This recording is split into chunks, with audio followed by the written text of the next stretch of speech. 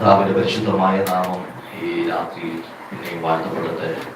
ഒരുമിച്ച് ദൈവം നമുക്ക് നൽകുന്ന ആത്മീയ കൂട്ടായ്മകൾക്കായി കർത്താവിനെ സ്തോത്രം ചെയ്യുന്നു. നിങ്ങളെയൊക്കെ കാണുവാനും നിങ്ങളോട് ഒരുമിച്ച് ദൈവത്തെ ആരാധിക്കുവാനും കർത്താവിന് വചനം ശുശ്രൂഷിക്കുവാനും ദൈവം ഒരുക്കിയ ഈ നല്ല അവസരത്തിനായി ഞാൻ കർത്താവിനെ സ്തുതിക്കുക. ഒത്തിരി സന്തോഷമുണ്ട്. കർത്താവ് നമ്മളെ ഒരുമിച്ച് അനുഗ്രഹിക്കാൻ സഹായിക്കാൻ ചെയ്യട്ടെ. സ്തോത്രം. കർത്താവ് നമ്മളെ ഇന്ന് രാത്രി അനുഗ്രഹിക്കട്ടെ. ഒരുമിച്ച് ദൈവം നൽകുന്ന കൂട്ടായ്മ സ്തോത്രം. ഞാൻ പകല് സംസാരിച്ച തിരുവഴുത്തിന്റെ തുടർമാനമായിട്ട് സംസാരിക്കാമെന്നാണ് കരുതിയാണ് പകലത്തെ യോഗം അവസാനിപ്പിച്ചത്. എങ്കിലും ദൈവത്തിന്റെ ആത്മാവിന്റെ ഉള്ളത്തിൽ മറ്റൊരു ഭാഗം ഖേമിപ്പിക്കുന്നത് കൊണ്ട് ഞാൻ മറ്റൊരു ചിന്തയിലേക്ക് നിങ്ങളുടെ ശ്രദ്ധയെ ക്ഷണിക്കുകയാണ്. അപ്പോൾ നിങ്ങളുടെ ഉള്ളത്തിൽ ചിലരുടെയെങ്കിലും ഉള്ളത്തിലുണ്ടാകാം രാവിലത്തെ ചിന്തയുടെ അവസാനം എന്തായിരിക്കും, അതെങ്ങനെയായിരിക്കും പുള്ളി പര്യവസാനിപ്പിക്കാൻ വെച്ചിരുന്നത് ഇല്ലേ? ഒരു ആകുലത. ഞാനോട് പോയി നിങ്ങൾ എന്നാലും പുള്ളി അത് പറഞ്ഞ് പൂർത്തീകരിച്ചില്ലല്ലോ, വലിയ കഷ്ടമായിപ്പോയി. എന്റെ ഉള്ളിലും ഞാനത് പറഞ്ഞിട്ട് പൂർത്തീകരിച്ചിട്ടില്ല, വൈകുന്നേരം വേറൊരു മെസ്സേജ് എടുത്ത് മോശമായിപ്പോയി എന്ന് നമുക്ക് രണ്ടുപേർക്കും ചിന്ത ഉണ്ടാകാതിരിക്കാൻ ഞാനതൊന്ന് പറഞ്ഞ് പൂർത്തീകരിക്കാം. സ്തോത്രം. നമ്മൾ വായിച്ച ഒരു വാക്യം യോഹന്നാന്റെ സുവിശേഷം 10-ാം അധ്യായത്തിന്റെ 10-ാമത്തെ വാക്യമാണ്. മോഷ്ടിപ്പാനും അറുപ്പാനും മുടിക്കാനും അല്ലാതെ കള്ളമില്ലെന്ന്. അടുത്ത വാക്യം, അവർക്ക് ജീവൻ ഉണ്ടാകാൻ സമൃദ്ധിയായിട്ടുണ്ടാകാൻ. നമ്മൾ അവിടെ പറഞ്ഞ് അവസാനിപ്പിച്ചത് പിശാചിൽ എന്താണ് നമ്മൾ മോഷ്ടിക്കാനുള്ളത് എന്നായിരുന്നു. നമ്മുടെ ആത്മീക കാര്യങ്ങളും ആത്മീക ഗുണങ്ങളൊക്കെയാണ് പിശാചിന് മോഷ്ടിക്കാനുള്ളത്. രണ്ടാമത്തെ പദം കർത്താവ് പറയുന്നത് അറുക്കാൻ, മോഷ്ടിപ്പാനും അറുക്കാനും. ഞാൻ ചോദ്യം വീണ്ടും ആവർത്തിക്കുന്നു, നമ്മിൽ നിന്ന് എന്താണ് പിശാചിനെ അറുക്കാനുള്ളത്? നമ്മിൽ നിന്ന് പിശാചിനെ അറുത്തെടുക്കാനുണ്ടാവുന്നത്, നമ്മിൽ നിന്ന് പിശാചിനെ അറുത്തെടുക്കാനുള്ള ഒറ്റ വസ്തുതയുള്ളൂ: എനിക്കും ദൈവത്തിനും തമ്മിലുള്ള ബന്ധം, എനിക്കും പരിശുദ്ധാത്മാവിനും തമ്മിലുള്ള ബന്ധം. ആ ബന്ധത്തെ അറുത്ത് കളയുക എന്നുള്ളതാണ് പിശാചിന്റെ ആത്യന്തിക ലക്ഷ്യം. എങ്കിൽ മാത്രമേ മൂന്നാമത്തെ പദമായ മുടിച്ചു കളയാൻ പറ്റത്തുള്ളൂ.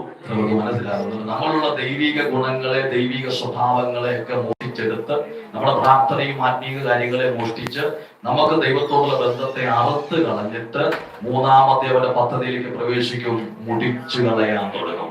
സ്തോത്രം. ഇന്ന് രാത്രി ഞാൻ ആരംഭത്തിൽ എങ്ങനെ പറഞ്ഞു പോകാം, നമ്മുടെ പ്രാർത്ഥന, പണ്ടത്തെ പ്രാർത്ഥനയുടെ ആ ഒരു രീതിയും ആ ഒരു സമയമൊക്കെ കുറഞ്ഞു വന്നിട്ടുണ്ടെങ്കിൽ അപകടത്തിലാണെന്നുള്ള കാര്യം മറക്കരുത്. സാരയില്ലെന്ന് വെച്ച് പോകരുത്. നമ്മുടെ ആരാധന കുറഞ്ഞിട്ടുണ്ടെങ്കിൽ, ഉപവാസം കുറഞ്ഞിട്ടുണ്ടെങ്കിൽ, ദൈവത്തിലുള്ള വിശ്വാസം കുറഞ്ഞിട്ടുണ്ടെങ്കിൽ, ദൈവഭക്തി കുറഞ്ഞിട്ടുണ്ടെങ്കിൽ സാരയില്ല, തിരക്ക് കൊണ്ടാണ്, സമയമില്ലാത്തത് കൊണ്ടാണ് എന്നൊന്നും പറഞ്ഞ് ഒഴികൾ പറഞ്ഞ് മാറരുത്. നിന്നെ മുടിക്കാൻ അവൻ പദ്ധതി ഇട്ടിട്ടുണ്ട്. എത്രവർക്കും മനസ്സിലാകുന്നവർക്കായി കർത്താവിന് സ്തോത്രം ചെയ്യുക. അപ്പൊ ഇങ്ങനെ മോഷ്ടിപ്പാനും അറക്കാനും മുടിക്കാനും അല്ലാതെ കള്ളം വരുന്നില്ല. എന്നിട്ട് അടുത്ത പദം കർത്താവ് പറയുക, അവർക്ക് ജീവൻ ഉണ്ടാകാൻ. നമ്മൾ അധികം ശ്രദ്ധിക്കാതെ പോകുന്നൊരു പദം ഇവിടെ കടപ്പുണ്ട്. അവർക്ക് ആർക്ക്? പിശാചിനാൽ ആത്മീക നന്മകളെ മോഷ്ടിക്കപ്പെട്ട് ദൈവത്തോടും പരിശുദ്ധാത്മാവിനുള്ള ബന്ധത്തെ വിച്ഛേദിക്കപ്പെട്ട് പിശാച് മുട്ടിച്ചുകൊണ്ടിരിക്കുന്നവർക്ക്, അവർക്ക് ജീവൻ ഉണ്ടാകാനും സമൃദ്ധിയായിട്ടുണ്ടാകാനും അത്രേ ഞാൻ വന്നിരിക്കുന്നത്. ഇന്ന് രാത്രി പിശാച് ഏതെങ്കിലുമൊക്കെ കുടുംബത്തെ, ജീവിതത്തെ, തലമുറകളെ മുടിക്കാനും നശിപ്പിക്കാനും ഒതുക്കാനൊക്കെ പദ്ധതിയിടുന്നുണ്ടെങ്കിൽ, തകർത്തുകൊണ്ടിരിക്കുന്നുണ്ടെങ്കിൽ, എനിക്ക് നിങ്ങളോട് പറയാനുള്ളത്, അവരെ വിടുവിക്കാൻ ഒരുവനുണ്ട്. അവന്റെ പേരാണ് കർത്താവായ യേശു ക്രിസ്തു. ഹല്ലേലൂയ. അവർക്ക് ജീവൻ ഉണ്ടാകാനാണ്, അതും സമൃദ്ധിയായിട്ടുണ്ടാകാനാണ് ഞാൻ വന്നിരിക്കുന്നത്. കവിവാചകം പോലെ ആ ചിന്തയ്ക്ക് അവിടെ കുത്തിട്ട് ഞാൻ ഇന്ന് രാത്രിയിലെ ദൈവവചന ശുശ്രൂഷയിലേക്ക് പ്രവേശിക്കുകയാണ്. മത്തായിയുടെ സുവിശേഷം 7-ാം അധ്യായം 24 മുതൽ 27 വരെയുള്ള വാക്യങ്ങൾ വായിച്ചു കേൾക്കാം. മത്തായിയുടെ സുവിശേഷം. ഈ വചനങ്ങളെ കേട്ട് ചെയ്യുന്നവനൊക്കെയും പാറമേൽ വീട് പണിത ബുദ്ധിയുള്ള മനുഷ്യനോട് തുല്യനാകുന്നു. വൻമഴ ചൊരിഞ്ഞു, നദികൾ പൊങ്ങി, കാറ്റടിച്ചു, ആ വീട്ടിന്മേൽ അലച്ചു. അത് പാറമേൽ അടിസ്ഥാനമുള്ളതാകിയാൽ വീണില്ല. എന്റെ ഈ വചനങ്ങളെ കേട്ട് ചെയ്യാത്തവനൊക്കെയും മണലിന്മേൽ വീട് പണിത മനുഷ്യനോട് തുല്യനാകുന്നു. വൻമഴ ചൊരിഞ്ഞു, നദികൾ പൊങ്ങി, കാറ്റടിച്ചു, ആ വീട്ടിന്മേൽ അലച്ചു. അത് വീണു, അതിന്റെ വീഴ്ച വലിയതായിരുന്നു. ഞങ്ങളുടെ സ്വർഗീയ പിതാവേ, ഈ നല്ല രാത്രിക്കായി ഞങ്ങൾ ഒരിക്കലൂടെ അങ്ങേക്ക് സ്തോത്രം ചെയ്യും. സഭയായിട്ട് ദൈവസന്നിധിയിൽ ഉപവാസത്തോടെ, ആത്മതപനത്തോടെ ദൈവമുഖത്തേക്ക് നോക്കുന്ന ദിനങ്ങളുടെ 9-ാമത്തെ ദിവസം ഞങ്ങൾക്ക് ഒരുമിച്ച് അങ്ങേ മഹത്വപ്പെടുത്തുവാനും ഈ ഭവനത്തിന്റെ തണലിൽ ഒരുമിച്ച് കൂടി ദൈവത്തെ ആരാധിക്കുവാനും തിരുവഴുത്തുകളെ ശ്രദ്ധിക്കുവാനൊക്കെ ദൈവം നൽകുന്ന സാവകാശങ്ങൾക്കായി സ്തോത്രം. കഴിഞ്ഞ പകലിൽ ദൈവം ഞങ്ങളെ സഹായിച്ചു. കർത്താവിന്റെ കൃപ ഞങ്ങളിൽ പകർന്നു. ഞങ്ങൾ ഓരോരുത്തരും ഞങ്ങളുടെ വിശ്രമ സ്ഥലത്തേക്ക് യാത്രയായി. അവിടെയെല്ലാം കർത്താവിന്റെ കൃപ കൂടിയിരുന്നു. ആയുസ്സോടെ, ആരോഗ്യത്തോടെ, ബലത്തോടെ ഇന്ന് രാത്രി കൂട്ടിവരുത്തിയ ദൈവ സ്നേഹത്തിനായി സ്തോത്രം ചെയ്യുന്നു. കൂടപ്പെട്ട എല്ലാ ദൈവമക്കളെയും കർത്താവ് അനുഗ്രഹിക്കണമേ. ദൈവത്തിന്റെ കൃപ ശക്തിയോടെ ഞങ്ങളുടെ നടുവിൽ വ്യാപരിക്കേണ്ടതിനായി പ്രാർത്ഥിക്കുന്നു. ഇന്ന് രാത്രിയിലും വചനവചന ശക്തിയോടെ വെളിപ്പെടുവാൻ, വചനവചന മഹത്വത്തോടെ വെളിപ്പെടുവാൻ അങ്ങ് കൃപ ചെയ്യേണ്ടതിനായി പ്രാർത്ഥിക്കുന്നു. കർത്താവേ, അവിടുത്തെ അധികാരത്തിൽ നിന്നുകൊണ്ട് സഭയായ ഞങ്ങൾ ഒരുമിച്ച് ദൈവവചന ശുശ്രൂഷകൾക്കും ആത്മീക വിടുതലുകൾക്കും ദൈവിക വെളിപ്പാടുകൾക്കും വിരുദ്ധമായി ചലിക്കുന്ന ഇരുട്ടിന്റെ അധികാരങ്ങളെ, ആധിപത്യങ്ങളെ അമർച്ച ചെയ്ത് പ്രാർത്ഥിക്കുകയാണ്. ഇന്ന് രാത്രി ചലിക്കാൻ അനുവാദമില്ലാതെ വന്നു ദൈവകൃപ വ്യാപരിക്കേണ്ടതിനായി പ്രാർത്ഥിക്കുന്നു. ശരീരത്തിൽ ബലഹീനരായവരെ കർത്താവ് സൗഖ്യമാക്കണമേ. ആത്മാവിൽ ക്ഷീണിച്ചിരിക്കുന്നവരെ ദൈവാത്മാവിനെ ശക്തിയാൽ പുതുക്കണമേ. വലിയ പ്രത്യാശ ഞങ്ങളിൽ പകരണമെന്ന് കാവലുണ്ടാകും. ദൈവ സാന്നിധ്യം കൊണ്ട് ഞങ്ങൾ യേശു മൂലം ചോദിക്കുമ്പോൾ കേൾക്കണം സ്വർഗസ്ഥ പിതാവേ. നമുക്ക് വളരെ സുപരിചിതമാണ് തിരുവഴുത്താണ് ഇന്ന് രാത്രി വായിച്ചു കേട്ടത്. യേശു കർത്താവിന്റെ ഗിരിപ്രഭാഷണം എന്നറിയപ്പെടുന്ന മത്തായി സുവിശേഷം 5, 6, 7 അധ്യായങ്ങൾ. തന്റെ ഗിരിപ്രഭാഷണത്തിന്റെ പരിസമാപ്തിയിലേക്ക് താൻ വരികയാണ്. തന്റെ വാക്കുകൾ പറഞ്ഞ് അവസാനിപ്പിക്കുമ്പോൾ, തന്റെ ഉപദേശം പറഞ്ഞ് അവസാനിപ്പിക്കുമ്പോൾ താൻ പറഞ്ഞ് അവസാനിപ്പിക്കുന്ന വാക്കുകളാണ് നമ്മൾ വായിച്ചത്. തന്റെ ഈ 5, 6, 7 അധ്യായത്തിന്റെ ഒരു സംക്ഷിപ്ത രൂപം, ഒരു അതിപ്രധാനപ്പെട്ട ഘടകം, അത് കാതലായ ഭാഗം കർത്താവ് പറഞ്ഞ് അവസാനിപ്പിക്കുക. അത് നമ്മളവിടെ എങ്ങനെയാ വായിച്ചത്? എന്റെ ആകയാൽ എന്റെ ഇടയ്ക്കിടയ്ക്ക് കണക്ട് പോകുന്നുണ്ടോ സംശയം. ആകയാൽ എന്റെ ഈ വചനങ്ങളെ കേട്ട് ചെയ്യുന്നവരൊക്കെയും പാറമേൽ വീട് പണിത ബുദ്ധിയുള്ള മനുഷ്യനോട് തുല്യനാകുന്നു. സ്തോത്രം. അടുത്ത ഭാഗം, വൻമഴ ചൊരിഞ്ഞു, നദികൾ പൊങ്ങി, കാറ്റടിച്ചു, ആ വീട്ടിന്മേൽ അലച്ചു. അത് പാറമേൽ അടിസ്ഥാനമുള്ളതാകയാൽ വീടില്ല. അടുത്ത വാക്കൊക്കെ പിന്നെ കർത്താവ് തുടരുകയാണ്. എന്റെ ഈ വചനങ്ങളെ കേട്ട് ചെയ്യാത്തവരൊക്കെയും മണലിന്മേൽ വീട് പണിത മനുഷ്യരോട് തുല്യരാകുന്നു. വൻമഴ ചൊരിഞ്ഞു, നദികൾ പൊങ്ങി, കാറ്റടിച്ചു, ആ വീടിന്റെ മേൽ അലച്ചു, അത് വീണു, അതിന്റെ വീഴ്ച വലിയതായിരുന്നു. സ്തോത്രം. കർത്താവ് തന്റെ വാക്കുകളെ പറഞ്ഞ് അവസാനിപ്പിക്കുകയാണ്. ആരംഭം ഇങ്ങനെയാ, ആകയാൽ എന്റെ ഈ വചനങ്ങളെ കേട്ട് ചെയ്യുന്നവരൊക്കെയും. സ്തോത്രം. വചനം കേട്ട് അഭിപ്രായം പറയുന്ന ഒത്തിരി ആൾക്കാരുണ്ട്, ഒത്തിരി പേര് അഭിപ്രായം പറയുന്നുണ്ട്. തൃശ്ശൂരിൽ നിന്നും കാണുന്ന ഒരു പോയി മാസം ഓട്ടു കുഴപ്പമൊന്നുമില്ലായിരുന്നു. എന്നാൽ ഞങ്ങളുടെ മാസം പറയുന്ന അത്ര അങ്ങോട്ട് അഭിപ്രായമാണ്. ഞങ്ങളുടെ മാസം അത്ര അങ്ങോട്ടെന്ന് അഭിപ്രായം പറയുന്ന ഒത്തിരി പേരുണ്ട്. എന്റെ വചനങ്ങളെ കേട്ട് മാർക്കിടുന്ന ആൾക്കാരുണ്ട്. മാർക്കിടുന്നവരുണ്ട്. എത്ര സ്വത്രം പറഞ്ഞു, എത്ര ലെലിയ പറഞ്ഞു, എത്ര ഗോറി പറഞ്ഞു, എത്ര തമാശ പറഞ്ഞു. പുള്ളിയുടെ പ്രസംഗത്തിൽ പോയിന്റ് എത്ര ഉണ്ടായിരുന്നു, ഉപപോയിന്റുകൾ എത്ര ഉണ്ടായിരുന്നു, ഇങ്ങനെ മാർക്കിടുന്ന ആൾക്കാരൊക്കെ. പക്ഷെ കഥ പറയാണ്, എന്റെ ഈ വചനങ്ങളെ കേട്ട് ചെയ്യുന്നവരൊക്കെയും. ദൈവവചനത്തിന്റെ പ്രത്യേകത ഇതൊരു ചെവി കൂടെ കേട്ട് മറ്റൊരു ചെവി കൂടെ വിടാനുള്ളതല്ല. വചനം കേട്ട് താൽക്കാലിക ആവേശത്തിൽ ആമയം പറഞ്ഞു പോകാനുള്ളതല്ല. തിരുവഴുത്തിന്റെ പ്രത്യേകത ജീവിതത്തോട് ചേർത്ത് വെച്ച് ചെയ്യാനുള്ളതാണ് ദൈവത്തിന്റെ വചനം എന്ന് പറയുന്നത്. ഹല്ലേലൂയ. വചനം കേട്ട് ചെയ്യുന്നവരൊക്കെയും പാറമേൽ വീട് പണിത ബുദ്ധിയുള്ള മനുഷ്യരോട് തുല്യരാകുന്നു. സ്തോത്രം. നമ്മളെ ചില ആൾക്കാരുടെയൊക്കെ ചിന്ത, ബുദ്ധിയുള്ള മനുഷ്യൻ എന്ന് പറഞ്ഞ ആരാ? ബുദ്ധിയുള്ള മനുഷ്യൻ എന്ന് പറയുമ്പോ നമ്മള് പുള്ളി ഭയങ്കര ബുദ്ധിമാനാ കേട്ടോ. ചില നമുക്ക് തന്നെ തോന്നുന്നു ഞാൻ ഭയങ്കര ബുദ്ധിമാനാ. ഞങ്ങളുടെ നാട്ടിലൊക്കെ ആണെങ്കിൽ ദശാംശം കൊടുക്കുന്നതിലെ പകുതി അടിച്ച് മാറ്റിച്ച് പുള്ളി പറയും ഞാൻ ആരാ മോൻ. ഏതാ കൊടുക്കേണ്ടത് മൊത്തം കൊടുക്കാതെ പകുതിയൊക്കെ കൂടി വെച്ചാൽ ഞാൻ ബുദ്ധിമാൻ. അങ്ങനെ പല ബുദ്ധിമാന്മാരും നമ്മളെ ചുറ്റുപാടുണ്ട്. നമ്മുടെയൊക്കെ ചിന്ത ഇങ്ങനെ തട്ടിച്ചും വെട്ടിച്ചും വെട്ടിപ്പിടിച്ചും കാലെ പിടിച്ചു മരച്ചിട്ടും സിംഹാസനം ഉന്തിയിട്ടൊക്കെ എന്തെങ്കിലുമൊക്കെ നേടുന്നവരാ ബുദ്ധിമാനെന്ന് മനുഷ്യൻ ചിന്തിക്കുമ്പോ തിരുവെടുത്തു പറയുക, എന്റെ വചനങ്ങളെ കേട്ട് ചെയ്യുന്നവരൊക്കെയും വീഴുന്ന ബുദ്ധിയുള്ള മനുഷ്യൻ.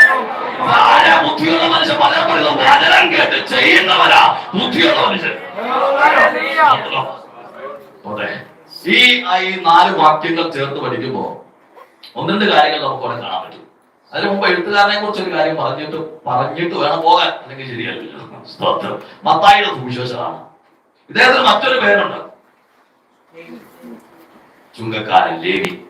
സ്തോത്രം. അത് രേഖപ്പെടുത്തിയിരിക്കുന്ന ലൂക്കോസ് സുവിശേഷം 5-27 വാക്യത്തിന്റെ അടുത്താണ്. അവിടെ കർത്താവ് ഇങ്ങനെ നടന്നു പോകുമ്പോ ചുങ്കസ്ഥലത്തിരിക്കുന്ന ലേവി പേരുള്ള പുരുഷനെ കണ്ടു. ഒന്ന് വായിച്ചാ 5:27. അതിനുശേഷം അവർ പുറപ്പെട്ടു. ലേവി എന്ന പേരുള്ള ഒരു ചുങ്കക്കാരൻ ചുങ്കസ്ഥലത്ത് ഇരിക്കുന്നത് കണ്ടു. എന്നെ അനുഗമിക്ക എന്ന് അവനോട് പറഞ്ഞു. എന്നെ അത്ഭുതപ്പെടുത്തിയ ഒരു പദം എന്ന് പറഞ്ഞാൽ ചുങ്കസ്ഥലത്തിരിക്കുന്ന മനുഷ്യൻ, ടാക്സ് കളക്ടർ ആയിരിക്കുന്ന ഒരു മനുഷ്യൻ. കർത്താവ് ശിക്ഷിച്ച കുറച്ച് പുരുഷന്മാരുണ്ട്. അവർ അതിലേ പോകുമ്പോ ഈ ചുങ്കസ്ഥലത്ത് തന്റെ സിംഹാസനത്തിലിരിക്കുന്ന ലേവിയെ നോക്കി, ഇല്ലേ, അവനെ കണ്ടു. അവനെ നോക്കി കണ്ടു. കണ്ട ചടുത്ത പദം എന്നെ അനുഗമിക്കാൻ 2 പദം പറഞ്ഞപ്പോ ഈ മനുഷ്യൻ സകലം വിട്ട് അവനെ അനുഗമിച്ചത്. 2 പദമേ പറഞ്ഞോളൂ. എന്നെ അനുഗമിക്കാന്ന് പറഞ്ഞ 2 പദം പറഞ്ഞപ്പോ ആ മനുഷ്യൻ സകലതും വിട്ട. 10 വർഷത്തിലധികമായി ഉപദേശിച്ചുകൊണ്ടിരിക്കുക. വിടറ, വാട, മുങ്ങട, പൊങ്ങട, യോഗത്തിൽ വാട, ഇന്നും ശരിയായിട്ടില്ല. ചുങ്കക്കാരൊക്കെ 2 പദം എന്നെ അനുഗമിക്കാം വേറൊന്നും പറഞ്ഞില്ല. ഈ 2 പദം കേട്ടപ്പോ സകലതും വിട്ടു. എഴുന്നേറ്റ് അവനെ അനുഗമിച്ചു. നമ്മള് വിശ്വാസം വന്നിട്ട് ഇത്രയും ഇപ്പോഴും പലതും പിടിച്ചു വെച്ചിട്ടുണ്ട്. എന്റെ കൂടെ ഉണ്ടാകണം നിങ്ങൾ. ഇപ്പോഴും പലതും നമ്മൾ വിട്ടു കളഞ്ഞിട്ടില്ല. ഇപ്പോഴും പലതും മുറുകെ പിടിച്ചിട്ടുണ്ട്. ഈ മനുഷ്യരെ കണ്ടുപോലെ ഒറ്റ വാക്ക് എന്നെ അനുഗമിക്കാതെ കണ്ടപ്പോ സകലതും വിട്ടു. ഒരുപക്ഷെ കൂടെയുള്ളതൊക്കെ പറഞ്ഞു കാണും, എന്തോ മണ്ടത്തരമല്ലാണ് ചെയ്തത്. കുറച്ചൊക്കെ ബുദ്ധിയോടുകൂടി എല്ലാം ഒന്ന് വിടണ്ടായിരുന്നു. തൽക്കാലത്തേക്ക് ഒരാളെ അപ്പോയിന്റ് ചെയ്തിട്ട് നീ ഒന്ന് വന്ന് നോക്കിയേ, അഥവാ സക്സസ് ആയില്ലെങ്കിൽ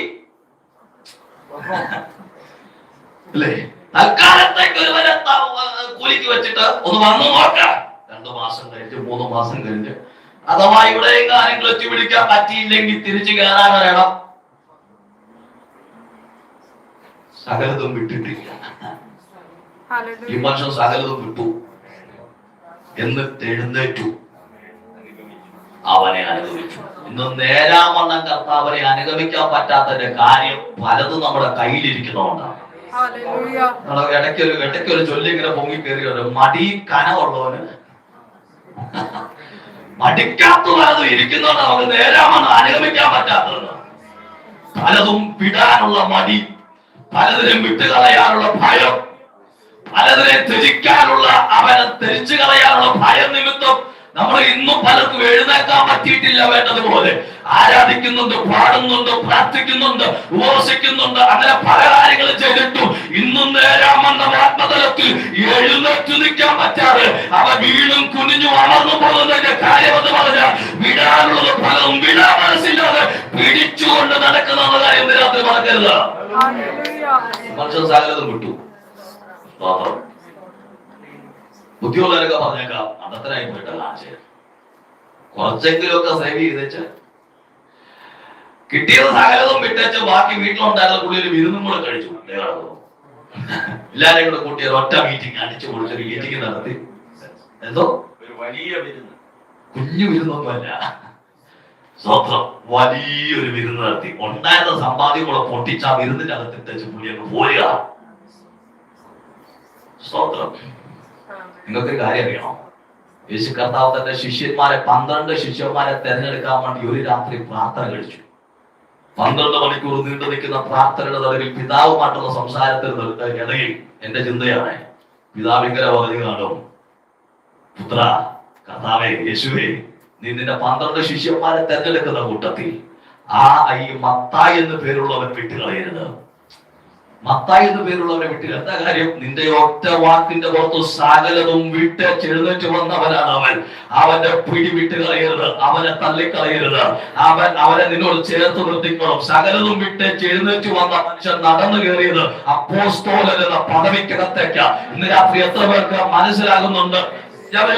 സഭയ്ക്കകത്ത് സ്ഥാനമുണ്ടോ? സഭയിൽ സ്ഥാനമുണ്ടോ?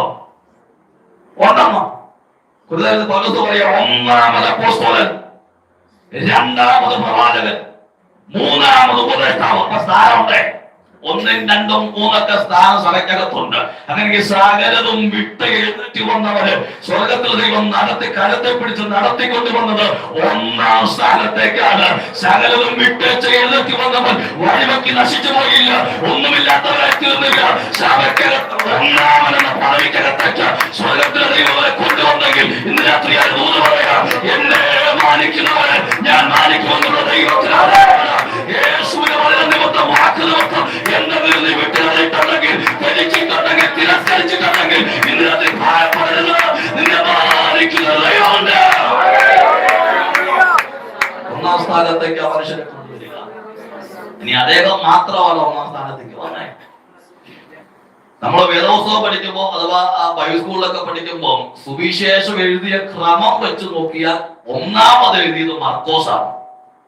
ആദ്യം സുവിശേഷം എഴുതിയത് മർക്കോസാണ്. അങ്ങനെയെങ്കിൽ വേദപുസ്തകം അടുക്കി വരുമ്പോ പുതിയ നിയമം എഴുതിയ താള് കഴിഞ്ഞിട്ട് അടുത്ത പുസ്തകം പുതിയ നിയമത്തിലെ 1ാമത്തെ പുസ്തകമായിട്ട് വരേണ്ടത് മർക്കോസിന്റെ സുവിശേഷം.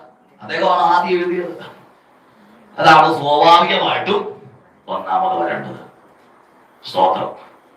പക്ഷേ മത്തായി എന്ന മനുഷ്യൻ സകലതും വിട്ട് ചെയ്ത് യേശുവിനെ അനുഗമിച്ചപ്പോ അവനെ മാത്രമല്ല അവന്റെ കൈകളുടെ പ്രവൃത്തിയും കൂടെ സ്വർഗത്തിൽ ദൈവം 1ാമതായി കൊണ്ടുവരികയാണ്. മർക്കോസിന്റെ സുവിശേഷം 2ാം സ്ഥാനത്തേക്ക് വിട്ടിട്ട് മത്തായിയുടെ സുവിശേഷം 1ാം സ്ഥാനത്ത് അടുക്കി വെച്ചത് അതിനെ പിന്നിൽ ദൈവത്തിന്റെ പദ്ധതി ഉണ്ടെന്ന്, അവനെ മാത്രമല്ല അവന്റെ കൈകളുടെ പ്രവൃത്തിയും കൂടെ മാനിക്കുന്ന ദൈവമുണ്ടെന്ന് നമ്മൾ പഠിക്കേണ്ടതിനും തിരിച്ചറിയേണ്ടതുമാണ്. മത്തായിയുടെ സുവിശേഷം 1ാമത് കൊണ്ടുവച്ചേക്കുന്നത്. മർക്കോസിന് മെനക്കൊന്നും ഉണ്ടായില്ല. ഇന്നത്തെ മർക്കോസ്മാരാണെങ്കിൽ 4 യോഗം കൊടുക്കാൻ അത് മതി. 4 യോഗം കൊടുക്കാൻ. ഞാൻ രാത്രി ഇരുന്ന് ഉറക്കളച്ച് ഉറങ്ങാതിരുന്ന ബിപിയുടെ ഗുളികയും കഴിച്ച് വിശേഷമാണ് 1ാം സ്ഥാനത്ത് വെക്കാതെ 2ാം സ്ഥാനത്തോട്ട്. കഴിഞ്ഞ ദിവസം ഒരു പാസ് പറയാൻ സംസാരിച്ചു പുള്ളി പറയുക, ഞാൻ ഇന്നലെ രാത്രി കർത്താവായിരുന്നു പിടങ്ങിയിരുന്നു. സ്തോത്രം. ഇവിടെ മർക്കോസ് തന്റെ സുവിശേഷം 2ാം സ്ഥാനത്തേക്ക് വെച്ചുകൊണ്ട് ഒരു പരാതി പരിഭവം ഒന്നും പറഞ്ഞില്ല. തന്നെ ആക്കിയെടുത്ത് വിശ്വസ്തയോടെ മുൻപോട്ടേക്ക് പോകുന്ന അപ്പോസ്തലന്മാരെ നമുക്ക് കാണാൻ പറ്റും. ഞാൻ എന്റെ ചിന്തയിലേക്ക് മടങ്ങി വരട്ടെ. ഇവിടെ ഈ മത്തായി എഴുതിയ സുവിശേഷം അതിന്റെ 5ാം അധ്യായത്തിന്റെ 7ാം അധ്യായത്തിലേക്ക് നമ്മൾ വന്നത്. ആ 4 വാക്യങ്ങൾ സൂക്ഷിച്ചു പഠിച്ചാൽ 4 കാര്യങ്ങൾ അവിടെ കാണാം. 1, മനുഷ്യൻ ബുദ്ധിയുള്ള മനുഷ്യനെ കാണാം. ബുദ്ധിയുള്ള മനുഷ്യൻ. 2, ബുദ്ധി ഇല്ലാത്ത മനുഷ്യൻ അവിടെ ഉണ്ട്. വീടുണ്ട്. 2 വീടുണ്ട്. 2 മനുഷ്യരുണ്ട്. 2 വീടുണ്ട്. 3 പ്രതിസന്ധിയുണ്ട്. 2 അവസാനങ്ങളുണ്ട്. 3 പ്രതിസന്ധിയുണ്ട്. എന്താ 3 പ്രതിസന്ധി? ചെറിയ മഴയൊന്നുമില്ല, ചുമ്മാ ചാറ്റമഴ പെയ്ത കാര്യമല്ല. വൻ മഴ ചൊരിഞ്ഞു, കാറ്റടിച്ചു, നദി പൊങ്ങി. നല്ല നദികൾ, 1-ലധികം നദികൾ വെള്ളത്താൽ പൊങ്ങി. 3 പ്രതിസന്ധി. ഈ 3 പ്രതിസന്ധി ഉയർന്നു പൊങ്ങിയത് 2 വീഴുന്ന നേരെ അടിച്ചു. ബുദ്ധിമാൻ പാറയപ്പെടുന്ന വീഴുന്ന നേരെ അടിച്ചു. ബുദ്ധിയില്ലാത്തവൻ മണലിപ്പെടുന്ന വീഴുന്ന നേരെയും പ്രതിസന്ധി അടിച്ചു. സ്തോത്രം. മഴയ്ക്ക് വല്ലതും ഉണ്ടോ? ബെന്തിക്കോസുകാരന്റെ വീടാണോ? ബെന്തിക്കോസിനല്ലാത്തവരുടെ വീടാണോ? അല്ലെ, വൻ വെള്ളം അങ്ങോട്ട് പൊങ്ങിക്കഴിഞ്ഞാൽ വെള്ളം കെട്ടി ഒഴുകുമ്പോ വെള്ളത്തിൽ അങ്ങനെ മോശമൊന്നും അല്ലെ. കോവിഡ് കയറിയപ്പോ എത്രയോ ബന്ധുക്കോസുകാരുടെ വീടാ കോവിഡ്. ബന്ധുക്കോസുകാർ പിന്നെ മറ്റോ ഇത് വിശ്വാസിയല്ലേ, മാറിപ്പോയേക്കാം. സ്തോത്രം.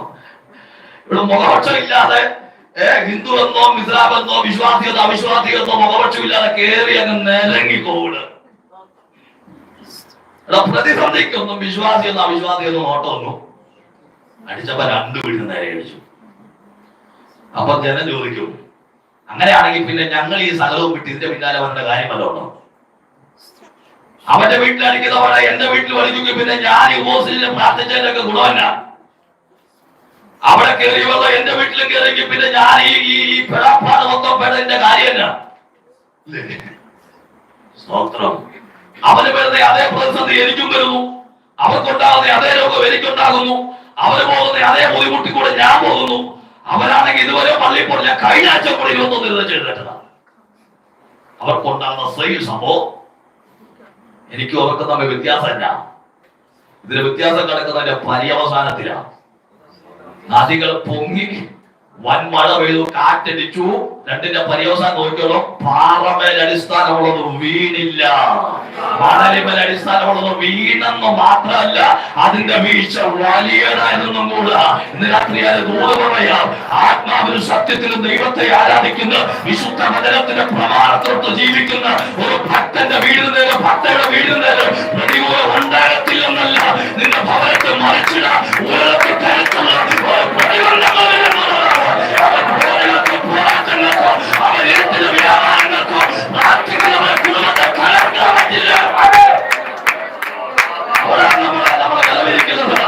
അവസാനമാണ് കാര്യങ്ങൾ തീരുമാനിക്കുന്നത്. അവർ ബുദ്ധിയില്ലാത്തവൻ വെള്ളത്തിനകത്ത് നിലംപൊത്തിയപ്പോ പ്രാർത്ഥിക്കുന്നവരുടെ വീടിലെത്താൻ വെള്ളത്തിന്റെ ഒഴുക്കിന് ശക്തി പോരാ. പ്രാർത്ഥിക്കുന്നവരുടെ വീടിനെ ഉറക്കാൻ വെള്ളത്തിൽ ശക്തി പോരാ.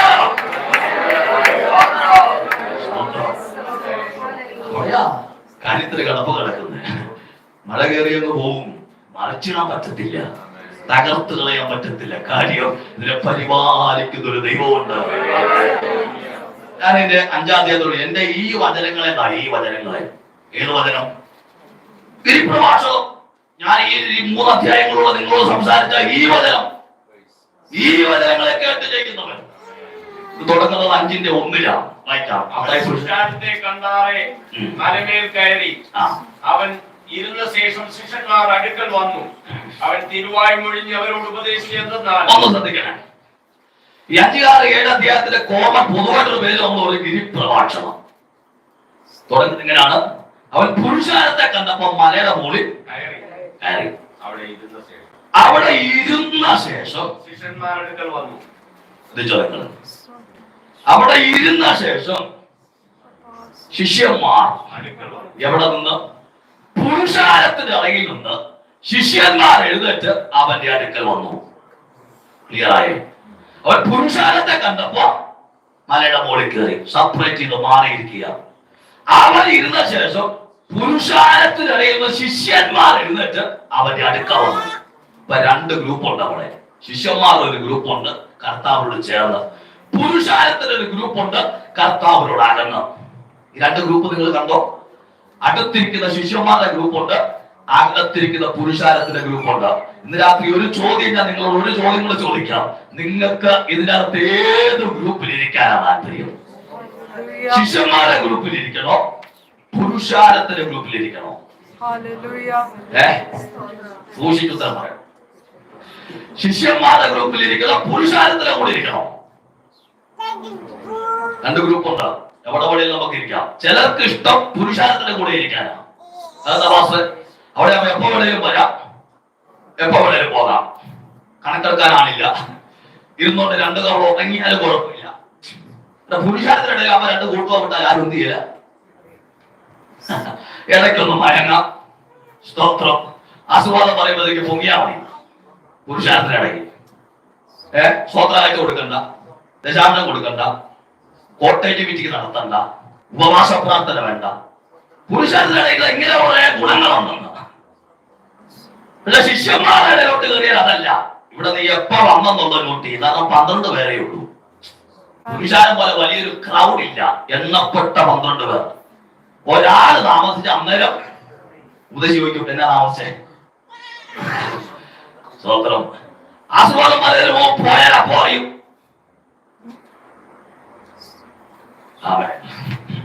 2 ഗ്രൂപ്പ്.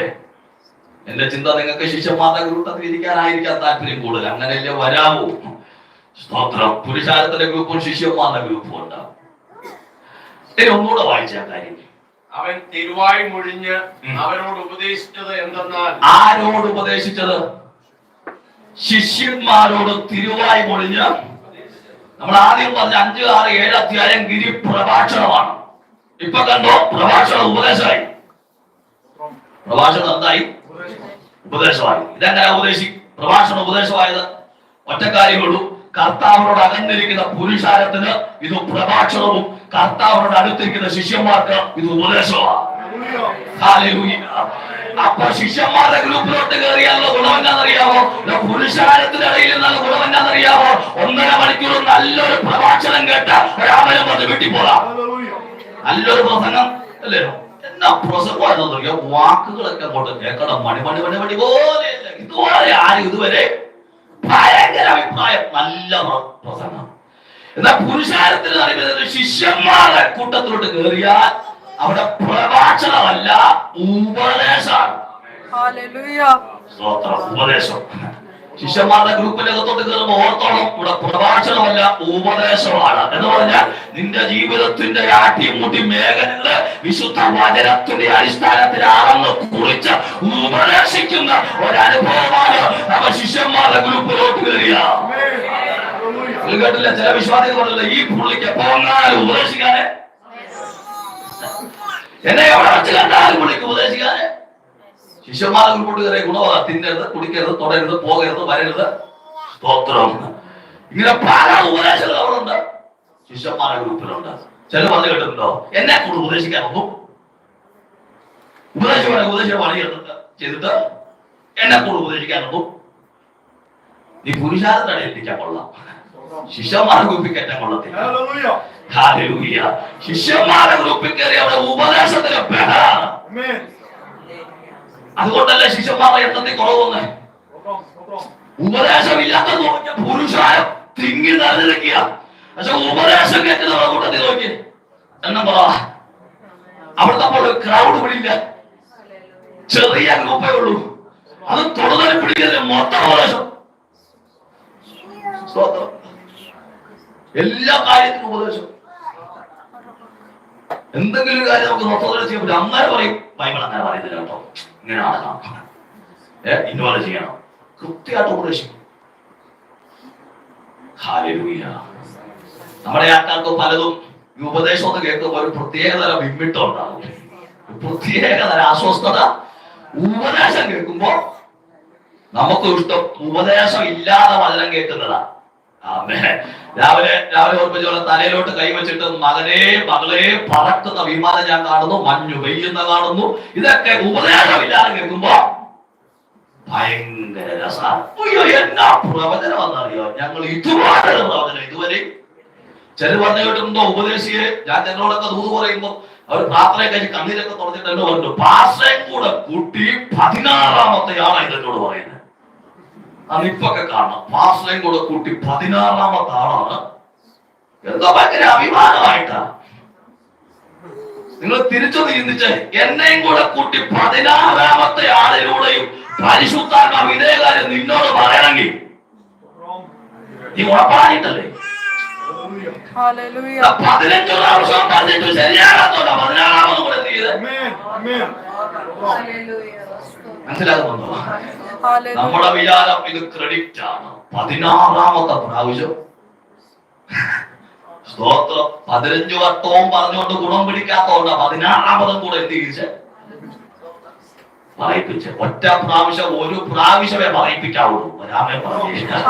ഉപദേശം ഒറ്റ പ്രാവശ്യം പറയിപ്പിക്കാം, 2ാമതൊന്നും പറയിപ്പിക്കാൻ പറ്റരുത്. അതിനൊരു വാക്യമുണ്ട്, അവർ ഒരു പ്രാവശ്യം ചെയ്തു, ഞാൻ 2 പ്രാവശ്യം കേട്ടിരിക്കുന്നു.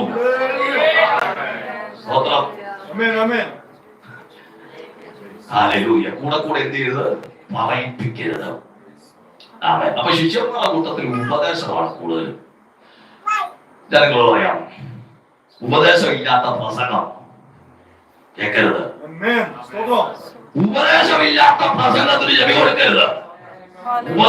പക്ഷെ ഞാൻ ചിന്തിച്ച് നോക്കിയിട്ടെങ്കിൽ അത്ര അങ്ങോട്ട് കിട്ടിയില്ല. ഇനി എന്റെ കണക്കൂട്ടിന് ശരിയാകാത്തോണ്ടാണോ അറിയത്തില്ല, അങ്ങനെ നന്നാക്കൂട്ടിന് ശരിയാകാത്തോണ്ടാണോ അറിയത്തില്ല. അങ്ങനെ നന്നായിട്ട് കണക്കൂട്ടാൻ പറ്റുമെങ്കിൽ നമ്മൾ ഇവിടെ ഇങ്ങനെ സ്വത്രം നമ്മുടെ കണക്കൂട്ട് പലതും തെറ്റിയോണ്ടാണ് നമ്മൾ ഇങ്ങനെ എന്ത് ചെയ്തത്? കർത്താവിന്റെ കണക്കൂട്ടിലോട്ട് കയറിയത്. അപ്പൊ എന്റെ കണക്കൂട്ടിന് ശരിയാണെങ്കിൽ 430 വർഷത്തെ കഷ്ടതയൊന്നുമില്ല. 400 വർഷത്തെ ഇല്ല. 215 എന്റെ കണക്ക് പ്രകാരം ശരിയാകുമെന്ന് തോന്നുന്നില്ല, എന്റെ ചിന്ത ശരിയാണെങ്കിൽ. ഓക്കെ, ഞാൻ എന്റെ ഒരു ചിന്ത പറയാം. എന്റെ ഒരു ചിന്ത പറയാം. യോസേഫിനെ അറിയാത്തൊരു രാജാവ് മിസ്രൈമിൽ എന്ത് ചെയ്തു? വന്നു.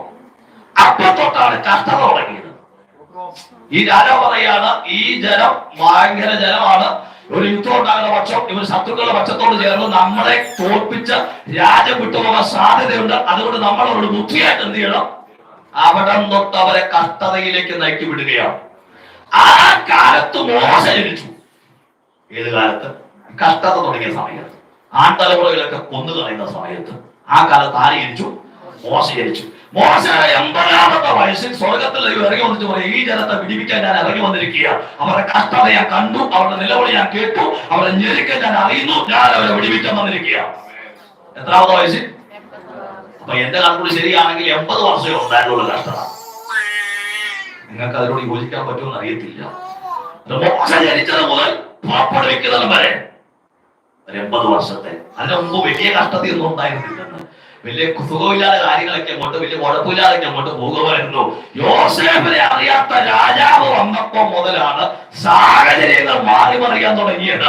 യോസേഫിനെ അറിയാത്തൊരു രാജാവ് രംഗത്ത് വന്നപ്പോൾ ജനമറിയാതെ ഒരു മോശയെ കർത്താവ് രംഗത്തേക്ക് കൊണ്ടുവരികയാണ്. തന്റെ 80-ാമത്തെ വയസ്സിൽ മിസ്രൈമിന്റെ കഷ്ടതയ്ക്കകത്ത് നിന്ന് ജനത്തെ ദൈവം മോശയിലൂടെ വിടുവിക്കുകയാണ്. നമ്മുടെ സംഗീതത്തിന്റെ വാക്യമുണ്ടല്ലോ, നമുക്ക് 70 ഏറെയായാൽ 80, അതിന്റെ പ്രതാപ പ്രയാസ ദുഃഖത്തിൽ പിന്നെ നമ്മൾ പറന്നു പോകുകയും. 50 വർഷത്തെ കഷ്ടതയ്ക്ക് ശേഷം പറന്നു പോകുകയാണ്. പോട്ടെ. അപ്പൊ ഇങ്ങനെ ജനത്തെ വിടിവിക്കാൻ ദൈവം ഇറങ്ങി വന്നപ്പോ കൊടുക്കുന്ന ഒരു ഒന്നാം തരം ഉപദേശമുണ്ട്. 12-ാം അധ്യായം. ദൈവം ജനത്തോട് പറയാ, ഈ മാസം നിങ്ങൾക്ക് ആണ്ടിന്റെ ആരംഭ മാസം എന്ത് ചെയ്യണം? ആയിരിക്കണം. എന്നിട്ട് ഈ മാസം 10-ാം തീയതി എന്തോ ചെയ്യണം? അതത് കുടുംബത്തിന് ഓരോ ആട്ടിൻകുട്ടി എടുക്കണം. 4 ദിവസം ഈ ആട്ടിൻകുട്ടിയെ വീട്ടിൽ എന്ത് ചെയ്യണം? സൂക്ഷിക്കണം. 14-ാമത്തെ ദിവസം സന്ധ്യാസമയത്ത് ഈ ആട്ടിനെ അറക്കണം. ഞാൻ ചിന്തിച്ചു, എന്തിനാ 4 ദിവസമൊക്കെ സൂക്ഷിക്കാൻ പറഞ്ഞേ? എന്നാ പോലെ 14-ാം തീയതി പോയി മേടിച്ചാൽ പറഞ്ഞ പോലെ 14-ാം തീയതി ഉച്ചയാകുമ്പോൾ ചെന്നിട്ട് ഒരു ആട്ടുകുട്ടി പിടിച്ച് സന്ധ്യയാകുമ്പോൾ എന്ത് ചെയ്യണം? നമുക്കിവിടെ ആർക്കാൻ നേരം? ഈ 4 ദിവസം ഇങ്ങനെ സൂക്ഷിക്കാതെ പോലെ സമയമില്ലാത്ത സമയത്ത് എന്തിനാ 4 ദിവസം? എന്റെ കുഞ്ഞു ബുദ്ധിയുണ്ടായ ചിന്ത പറയാം. ഈ 4 ദിവസം സൂക്ഷിക്കാൻ പറഞ്ഞ എന്തിനാ? 10-ാം ദിവസം 1 വയസ്സ് പ്രായമുള്ള ആണാട്ടുകുട്ടിയെ മേടിച്ച് വീടിന്റെ തിണ്ണെ കൊണ്ട് കെട്ടി പിന്നീടുള്ള 4 ദിവസം ഇതിന് രാവിലെ പുളി കൊടുക്കണം. എന്താ പുളിയാ? കാരി.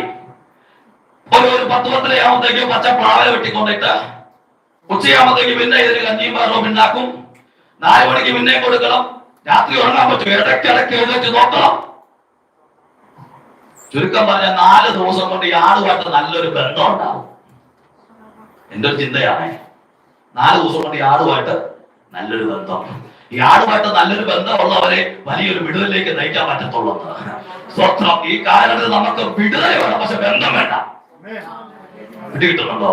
വിടുതൽ വേണം, പക്ഷെ ആടുമായിട്ട് ബന്ധം സ്ഥാപിക്കാൻ നമ്മൾ തയ്യാറല്ല. നിനക്ക് വിടുതൽ വേണോ? ആടുമായിട്ട് നല്ലൊരു ബന്ധം സ്ഥാപിച്ചേ പറ്റൂ. അവൻ ദൈവത്തിന്റെ കുഞ്ഞാനായ യേശുക്രിസ്തുവുമായിട്ട് ആഴമായ ഒരു ബന്ധത്തിലേക്ക് വരുമ്പോഴാണ് നിന്റെ ജീവിതം വിടുതലിലേക്ക് നയിക്കപ്പെടുന്നത്.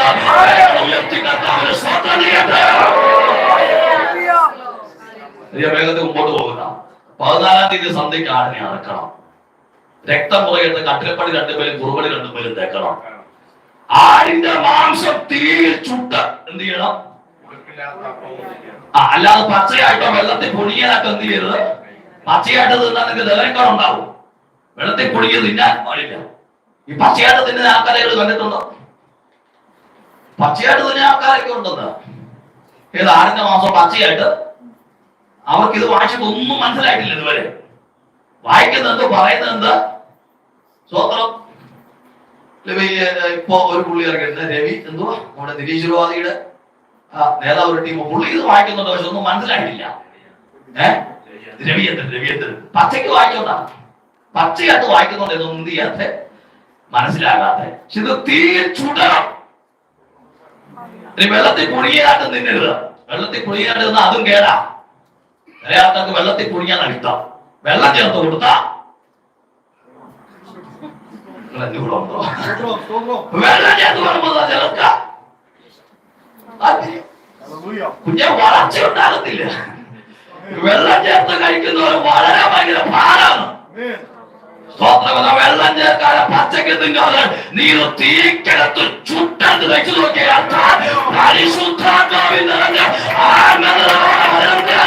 നീ ഭക്ഷിക്കാൻ തീ ചുട്ടിട്ട് പുളിപ്പില്ലാത്ത അപ്പവും അത്രയും പറഞ്ഞാണെങ്കിൽ ആശ്വാസം ഉണ്ടായിരുന്നു. അവിടെയാണ് നമ്മൾ കൊടുക്കുന്നത്. തീച്ചുണ്ട അപ്പവും പുളിപ്പില്ല, തീച്ചുണ്ട മാംസം പുളിപ്പില്ലാത്ത അപ്പം എന്ന് പറഞ്ഞാൽ ഒരു വിധത്തിൽ നമുക്ക് അഡ്ജസ്റ്റ് ചെയ്യായിരുന്നു. പുളിപ്പില്ലെന്നല്ലോ ധാരയില്ല. തീച്ചുണ്ട അപ്പം ഉണ്ടല്ലോ, മാംസം ഉണ്ടല്ലോ, നമ്മൾ ഒരു വിധത്തിൽ അഡ്ജസ്റ്റ് ചെയ്തിട്ട് പോയാലേ. പക്ഷെ കയ്പ് ചീര ഉണ്ടല്ലോ, അത് നമുക്ക് സഹിക്കത്തില്ല.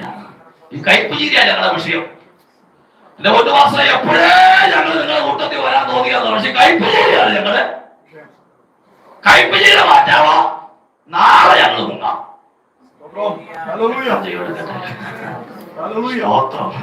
കയ്പ് ചീര മാറ്റാവോ? നിങ്ങളുടെ കൂടെ ഏത് യോഗത്തിലും കയ്പ് ചീര ഞങ്ങളുടെ വിഷയം. അത് ഞങ്ങൾക്ക് ഈ കയ്പ് ചീര എന്നാന്നറിയാവോ? കയ്പ് ചീരയുടെ 1-ാം തരം പുതിയ നിയമ വെളിപ്പാടാണ് ദൈവത്തിന്റെ ഉപദേശം.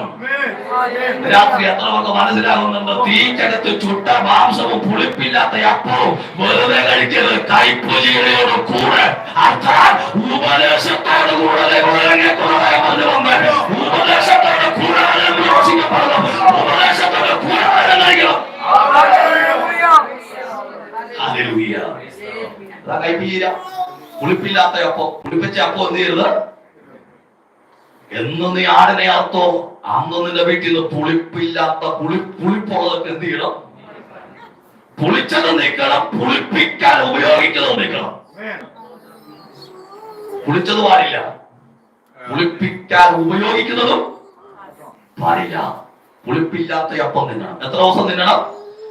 7 ദിവസം തിന്നണം. 7 എന്ന് പറഞ്ഞ ദൈവിക പൂർണ്ണതയാണ്. എബ്രായത്തിൽ പറയുന്നുണ്ട് 7-ാം ദിവസം ശബത്ത്, അവന്റെ സ്വസ്ഥതയിൽ പ്രവേശിക്കുന്ന ആ ഒരു ദിവസമാണ് 7 എന്ന് പറയുന്നത്. അപ്പോ എത്ര ദിവസം തിന്നണമെന്ന് ചോദിച്ചാൽ, നീ എപ്പോ മിസ്രൈമിൽ നിന്ന് പുറപ്പെട്ടോ അവിടെ മുതൽ അങ്ങ് സ്വസ്ഥതയിൽ പ്രവേശിക്കുന്ന ഇടം വരെ പുളിപ്പില്ലാത്ത അപ്പത്തോട് കൂടെ തീർച്ചുണ്ട മാംസകറികളാണ്.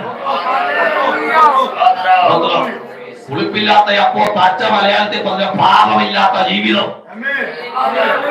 പാപമില്ലാത്ത ജീവിതം ഉണ്ടാകണം. തീക്കകത്ത് ചുട്ടെടുത്ത മാംസം എന്ന് പറഞ്ഞാൽ അവൻ തീക്കകത്ത് ചുട്ട മാംസം എന്ന് പറഞ്ഞ തിരുവെഴുത്തുകൾ പാപമില്ലാത്ത ജീവിതത്തിൽ നിന്നുകൊണ്ട് തിരുവെഴുത്തുകളെ പരിശുദ്ധാത്മാവിന്റെ ശക്തിയോടെ നിന്ന് ഉപദേശത്തോടു കൂടെ പഠിക്കണം, ഉപദേശത്തോടു കൂടെ കേൾക്കണം. ഈ കയ്പ് ചീരയുടെ കൂടെ അപ്പം കഴിക്കുന്നതാ നിനക്ക് വിടുതലായി മാറുന്നത്. സ്തോത്രം. കയ്പ് ചീരയുടെ കൂടെ അപ്പം കഴിക്കാൻ, അപ്പം കഴിച്ചവരൊന്നും അന്ന് രാത്രി അർദ്ധരാത്രി കഴിയുന്നത് വരെ അവിടെ താമസം ഉണ്ടായിരുന്നുള്ള. അർദ്ധരാത്രി കഴിഞ്ഞാൽ ജലം മുഴുവൻ പുറപ്പെട്ടു വരികയാണ്. ആര്? കയ്പ് ചീരയോട് കൂടെ അപ്പം കഴിച്ചവരെല്ലാം ദേശം വിട്ട് പുറപ്പെടുകയാണ്. പുളിപ്പില്ലാത്ത അപ്പം തിന്നണം, പുളിപ്പിക്കുന്നത് ഒഴിവാക്കണം. അവന് ചിരിക്കണം,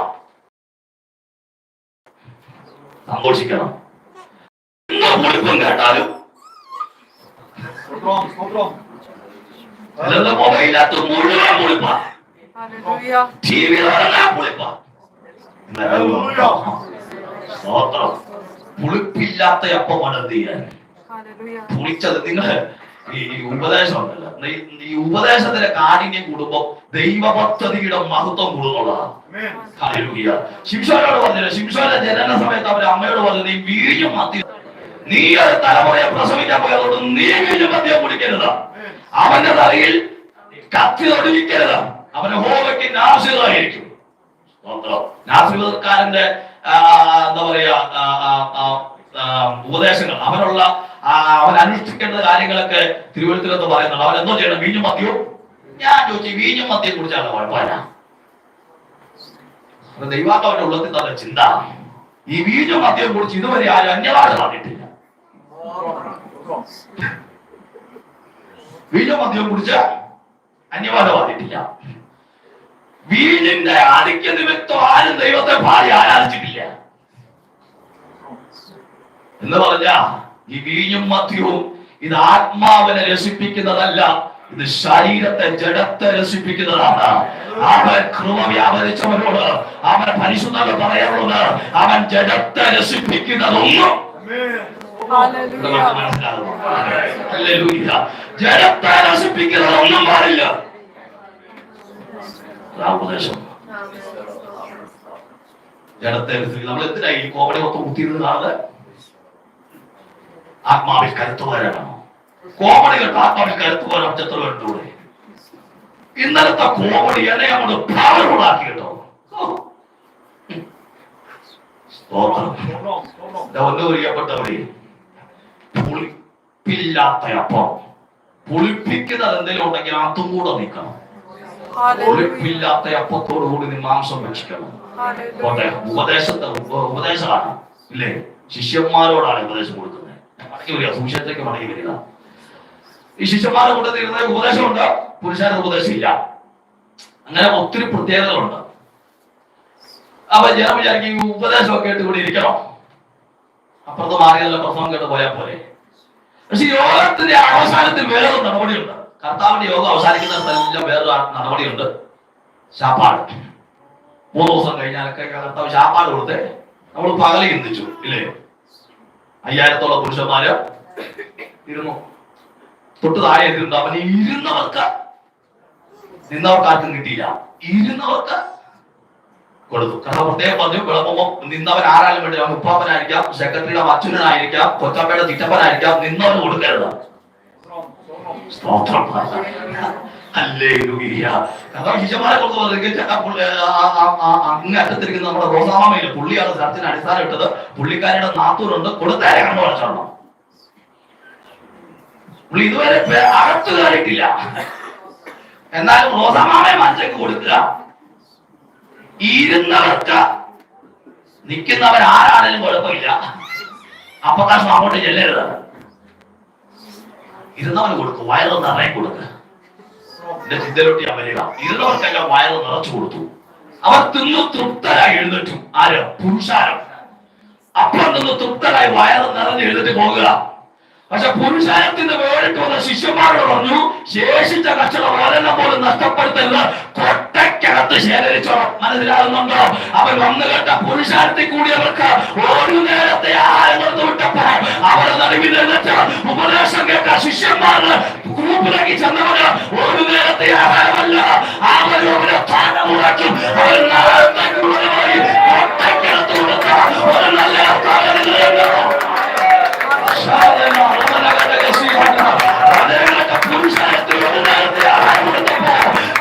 ശിഷ്യന്മാർക്ക് ഒരു നേരമല്ല, കൊട്ടയ്ക്കകത്ത് എന്ന് പറഞ്ഞാൽ നാളത്തേക്കും മക്കൾക്കും തലമുറയ്ക്കും എല്ലാവർക്കും കൂടെയുള്ളതാണ്.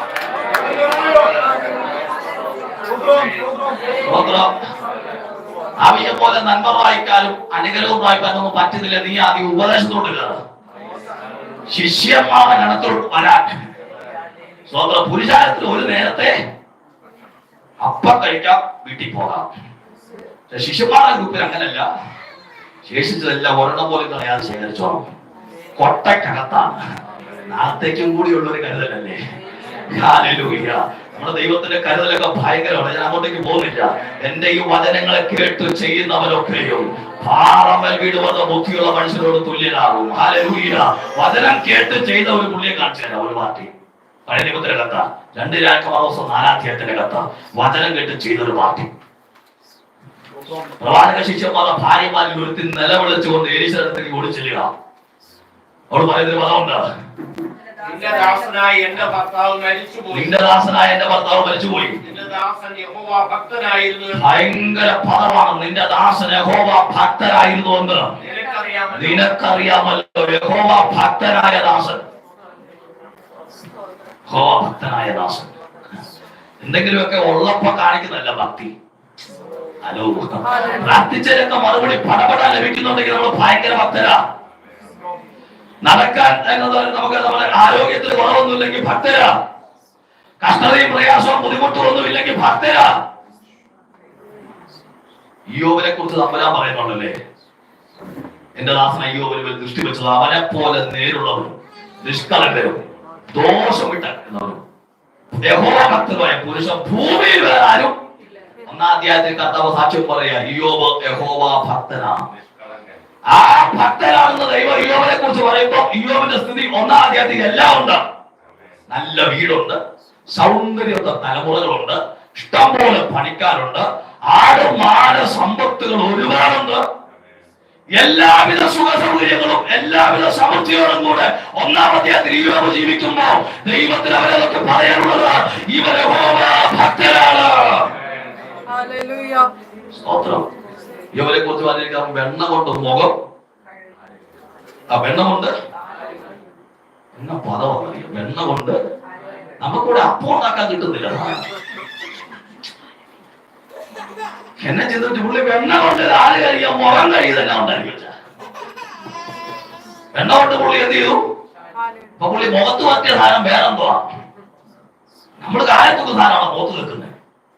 അയ്യോ, നമ്മുടെ അലമാരി തുറന്നു കഴിഞ്ഞാൽ ക്രീമിന്റെ പേരല്ലേ മുഖത്ത് തൂക്കുന്നത്, കയ്യെ തൂക്കുന്നത്, കാലെ തൂക്കുന്നത്, നഖത്തെ തൂക്കുന്നത്, ചുണ്ടെ തൂക്കുന്നത്, കണ്ണെ തൂക്കുന്നത്, എന്തുമാത്രമായിട്ടാണ്. എന്നിട്ട് പോലുള്ളൂ പിന്നെ തപ്പുക വേറെ എന്തെങ്കിലും പുതിയത് വന്നിട്ടുണ്ടോ. ഇതാ നമ്മളത് സ്തോത്രം. വെണ്ണ കൊണ്ട് മുഖം കഴിയും, കാല് കഴിയും, മുഖം കഴിവ് വെച്ചെന്താന്ന് എനിക്ക് അറിയത്തില്ല, തമ്പുരാൻ മാത്രമേ ഉടനെ എല്ലാ സുഖ സൗകര്യം. പട്ടണത്തിലോട്ട് ഇറങ്ങിയ യുവാക്കന്മാർ കൊണ്ടുവച്ചിട്ട് എഴുതിട്ടിരിക്കും. പുള്ളി വന്നു കഴിഞ്ഞാൽ കാര്യം തീർക്കാൻ ആൾക്കാർ ഓടി വരും. ഇതുപോലെ പ്രവണിയുള്ള ഒരു മനുഷ്യൻ. ഇതെല്ലാം ഉണ്ടായിട്ടും അഗ്നിജ്വാലയ്ക്കൊത്ത കണ്ണുള്ളവനായ തമ്പുരാന്റെ മുമ്പിൽ നോക്കുമ്പോ കർത്താവ് പറയാ, യഹോവ ഭക്തൻ. പിന്നെ ഈ പിശാച് കൂടാതെ വീണ്ടും ദൈവോത്തരന്മാർ വരെ നിൽക്കാൻ തന്നപ്പോ ദൈവം ചോദിച്ചു, നീ പിന്നെ അവിടെ പറയുന്നുണ്ട്, അവനെ പോലെ നേരുള്ളവരും നിഷ്കളങ്കരും ദോഷം വിട്ടകലുന്ന യഹോവ ഭക്തരുമായ മനുഷ്യൻ ഭൂമിയിൽ വരാനില്ലല്ലോ. ഇത് ഈ 2-ാം അധ്യായത്തിൽ സ്വർഗത്തിലെ ഇയ്യോബിനെ കുറിച്ച് അവൻ ഭക്തനാണെന്ന് സാക്ഷ്യം പറയുമ്പോ 1-ാം അധ്യായത്തിലെ അനുഭവമല്ല 2-ാം അധ്യായത്തോട്ട് കയറുമ്പോ 1-ാം അധ്യായത്തിൽ ഇയ്യോബ് എന്തെല്ലാം ഉണ്ട് അതെല്ലാം നഷ്ടപ്പെട്ടവരായി 2-ാം അധ്യായത്തിൽ ഇയ്യോബ് ഇരിക്കുക. വീട് നഷ്ടപ്പെട്ടു, പുത്രന്മാരെ നഷ്ടപ്പെട്ടു, സമ്പത്ത് നഷ്ടപ്പെട്ടു, നന്മ നഷ്ടപ്പെട്ടു. എന്തിനാണ് താൻ അങ്ങനെ സൂക്ഷിച്ചു വന്ന ആരോഗ്യം നഷ്ടപ്പെട്ടു, മാംസം നഷ്ടപ്പെട്ടു. ഒരു രോഗിയെ പോലെ വ്രണം നിറഞ്ഞവരായി അവൻ വീട് മുറ്റത്തിലിരുന്ന് ചാരം വാരിയിട്ട് ഓട്ടിലസം കൊണ്ട് ശരീരത്തെ അവനിങ്ങനെ പുഴുക്കളെ മാറ്റിക്കളയുമ്പോഴും ദൈവത്തിന് പറയാനുള്ളത് ഇവരെ ഭക്തരാണ് എന്ന് പറഞ്ഞാൽ എല്ലാം ഉള്ളപ്പോഴും ഭക്തൻ, ഒന്നുമില്ലെങ്കിലും ഭക്തൻ. എത്ര മനസ്സിലാക്കുന്നുണ്ട്? ഭക്തൻ എന്ന് പറഞ്ഞാൽ എല്ലാം ഉള്ളപ്പോഴും ഭക്തൻ, ഒന്നുമില്ലാതെ ഭക്തൻ.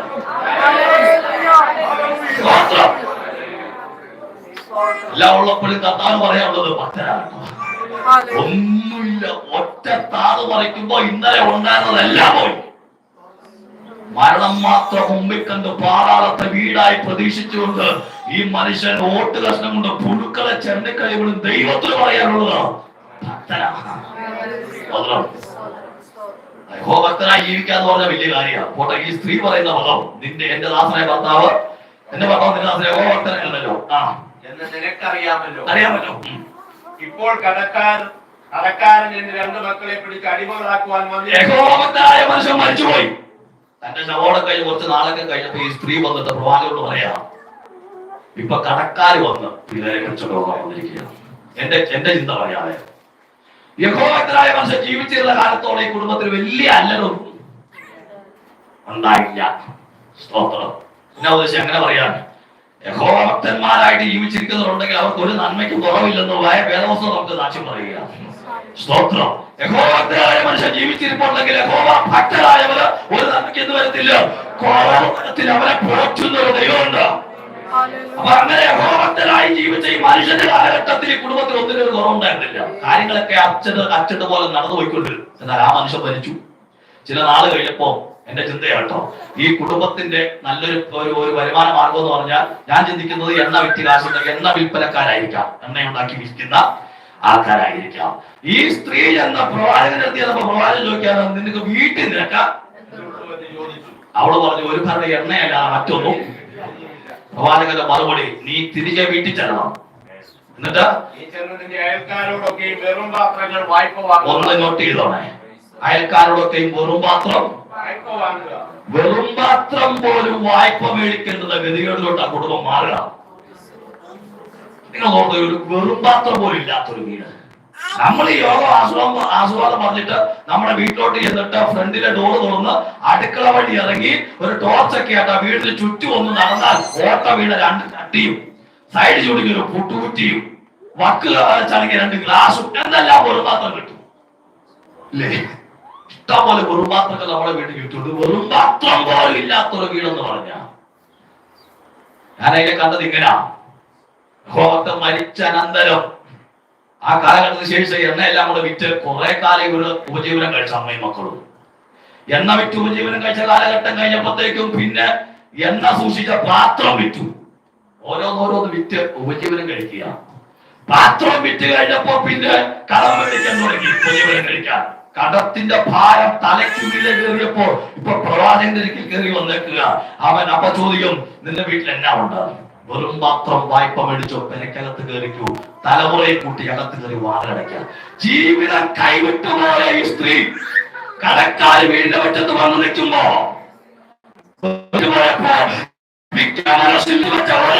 എന്തായിരുന്നു അതുവരെ വിടലിലേക്ക് ആ കുടുംബത്തെ നയിച്ചു പോവുകയാണ്. സകലം വിറ്റിട്ടും വിൽക്കാൻ മനസ്സിലാതെ മാറ്റിവെച്ച കുടുംബത്തെയാണ്. ഒരുപക്ഷെ കുഞ്ഞുങ്ങൾ വാവിട്ട് കരയത് കണ്ടിട്ടും ഇത് വിൽക്കാൻ മനസ്സ് വെച്ചില്ല, മാറ്റിവെച്ചേക്കുക. ഒരു വലിയ വിടുതൽ അതിനകത്ത് വെളിപ്പെടാൻ പോവുകയാണ്. നീ വെറും പാത്രം മേടിച്ചിട്ട് അകത്ത് കയറണം. കുഞ്ഞുങ്ങളെ കൂട്ടി അകത്ത് കയറി ദൂതിന്റെ പ്രസക്ത ഭാഗം അകത്ത് കയറി വാതിലടക്കണം. ഞാൻ മകനും പറഞ്ഞു, പ്രവചനത്തിന് നിങ്ങൾ ആമേൻ പറയുന്നുണ്ടെങ്കിൽ ദൈവവചനത്തിന്റെ 9-ാം വാക്യത്തിൽ ഒരു വാക്യം കിടപ്പുണ്ട്. സാക്ഷാത്കാരം പറയാ, ഞാൻ വാതിലാകുന്നു.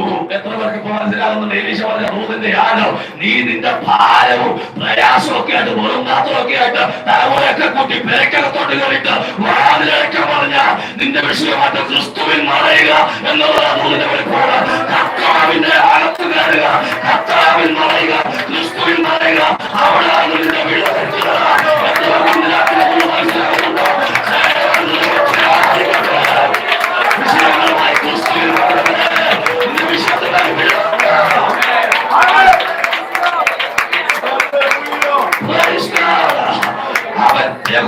ദൈവത്തെ ആരാധിക്കുന്ന ഭക്തന്മാരുടെ ഭക്തിമതികളുടെ വിഷയത്തിന് വിടുതൽ മറ്റവരെയല്ല, ക്രിസ്തുവിൻ മറയിലാത്തുള്ളൂ. എന്റെ ഭാരമായിട്ട് ഈ മൈലോക്കുമായി നടക്കാതെ, ചാച്ചന്റെയും ഉപ്പപ്പന്റെയും ഉമ്മാമ്മയുടെ ഫോൺ വിളിച്ച് രാവിലെ തൊട്ട് വൈകുന്നേരം വരെ കൊലുമിക്കൊണ്ടിരിക്കാതെ അതുമായിട്ട് അകത്തോട്ട് കയറ്. കർത്താവാകുന്ന വാതിലടച്ച് അവിടെ ഇരിക്കാൻ ദൈവത്തിലെ കരനിരക്ക് വേണ്ടി വെളിപ്പെടും. അവൻ വാതിലടച്ച് അകത്ത് കയറി ദേവസ്വത്തിലുള്ള പിതാവിനെ പ്രാർത്ഥിക്കാം. ദേവസ്വത്തിക്കാരുടെ പിതാവ് അകത്ത് വാതിലടച്ച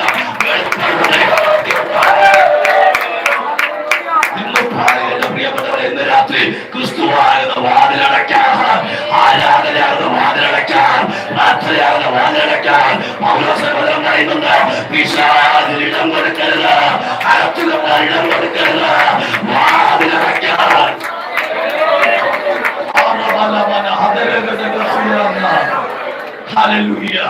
എന്താ വാതിലടയ്ക്കേണ്ടതിന്റെ ആവശ്യകത? പിശാചിന് ഇടം കൊടുക്കരുത്, അകത്തു കയറാൻ ഇടം കൊടുക്കരുത്. വാതിലൊക്കെ കൊട്ടി അടയ്ക്കേണ്ടത് കൊട്ടി അടച്ചോ. പ്രാർത്ഥനയുടെ വാതിൽ തുറന്നിട്ടിട്ടുണ്ടെങ്കിൽ ഇന്ന് രാത്രി അത് അടയ്ക്കാൻ തയ്യാറാകണം. ആരാധനയുടെ വാതിൽ തുറന്നിട്ടിട്ടുണ്ടെങ്കിൽ അത് അടയ്ക്കാൻ തയ്യാറാകണം. ഉപവാസത്തിന്റെ വാതിൽ തുറന്നിട്ടിട്ടുണ്ടെങ്കിൽ അത് അടയ്ക്കാൻ തയ്യാറാകണം. ഇന്ന് രാത്രി വാതിൽ അടയ്ക്കാൻ മനസ്സുള്ള എത്ര പ്രിയപ്പെട്ടവരുണ്ട്? നിന്റെ വിഷയമായിട്ട് അകത്തോട്ട് കയറാം. ക്രിസ്തുവിൻ മായ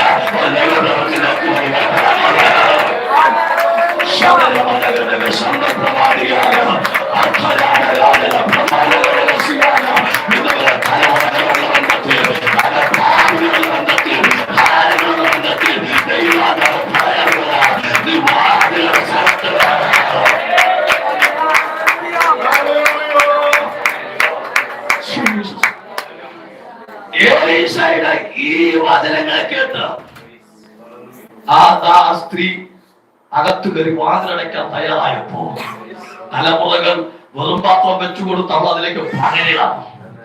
പകർന്ന് പകർന്ന് പകർന്ന് പകർന്ന് പകർന്ന് പാത്രമെല്ലാം നിറഞ്ഞു. വെറും പാത്രമൊക്കെ ഇപ്പൊ നിറപാത്രങ്ങളായി മാറി. ഒരു വർഷത്തേക്ക് മാറി മാറി വെക്കുക. ഇനിയും പാത്രം വെക്കാന്ന് പറഞ്ഞപ്പോ പറഞ്ഞു ഇല്ല, ഒന്നുമില്ല എന്ന് പറഞ്ഞു. അപ്പൊ ഉറവ നിന്നു.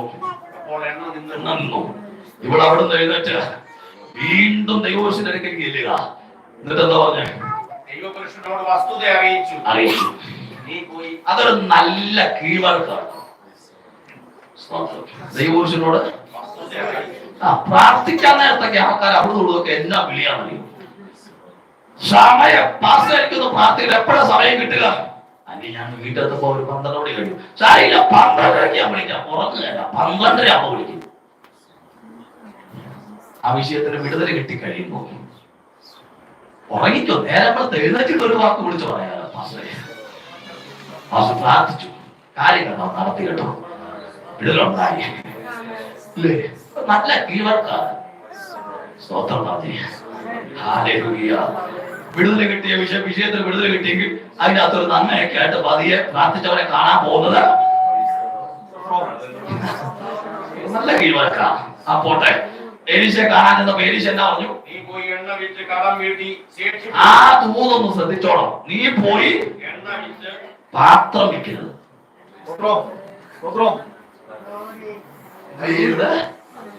നീ എണ്ണ വിറ്റ കുഴപ്പമില്ല, എണ്ണ വിറ്റ് ഉപജീവനം കഴിച്ചിട്ട് പാത്രം വിൽക്കരുത്. ഇത് അയൽവക്കത്തുനിന്ന് വായ്പ വിളിച്ചാൽ മറക്കരുത്. എണ്ണ വിറ്റ കുഴപ്പമൊന്നുമില്ല, പാത്രം ഇത് നിന്റെ അല്ല, ഇത് വായ്പ വെച്ച പാത്രമാ, ഇത് തിരിച്ചു കൊടുക്കണം. ചിലർക്ക് നിറവങ്ങോട്ട് വെളിപ്പെട്ട് കഴിഞ്ഞ പാത്രം അടക്കം വിൽക്കുകയല്ലേ.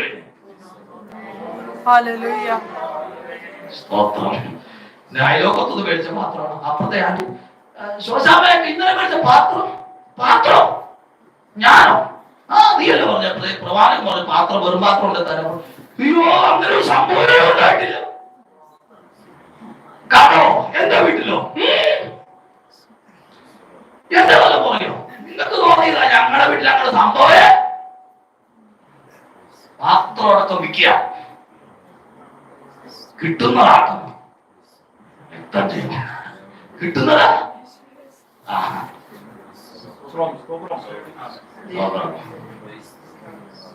എണ്ണ മാത്രം വിറ്റാ 100 രൂപ കിട്ടുമെങ്കിൽ പാത്രം അടക്കം വിറ്റാ 110 കിട്ടും. പോട്ടെ, 110 പാത്രം അടക്കം വിൽക്കുക. മറ്റേ പുള്ളിക്കാർ ഇപ്പം എന്റെ ചെന്നാലും എന്റെ ശോശാവേ, എന്റെ കുഞ്ഞമ്മ എന്റെ കല്യാണത്തിൽ ചിമ്പുവാത്ര നീ അതുകൊണ്ടാ വിറ്റല്ലോ. ശോശാവയുടെ കയ്യടി അന്യഭാഷയും ബഹളവും, മറ്റേ പുള്ളിക്കാരൻ നെഞ്ചെ തടി നിലവിളി. പാത്രം വിൽക്കരുത്. നീതി വിട്ടൊരു കളിക്ക് നിൽക്കരുത്. നീതി വിട്ടൊരു കളിക്ക് നിൽക്കരുത്.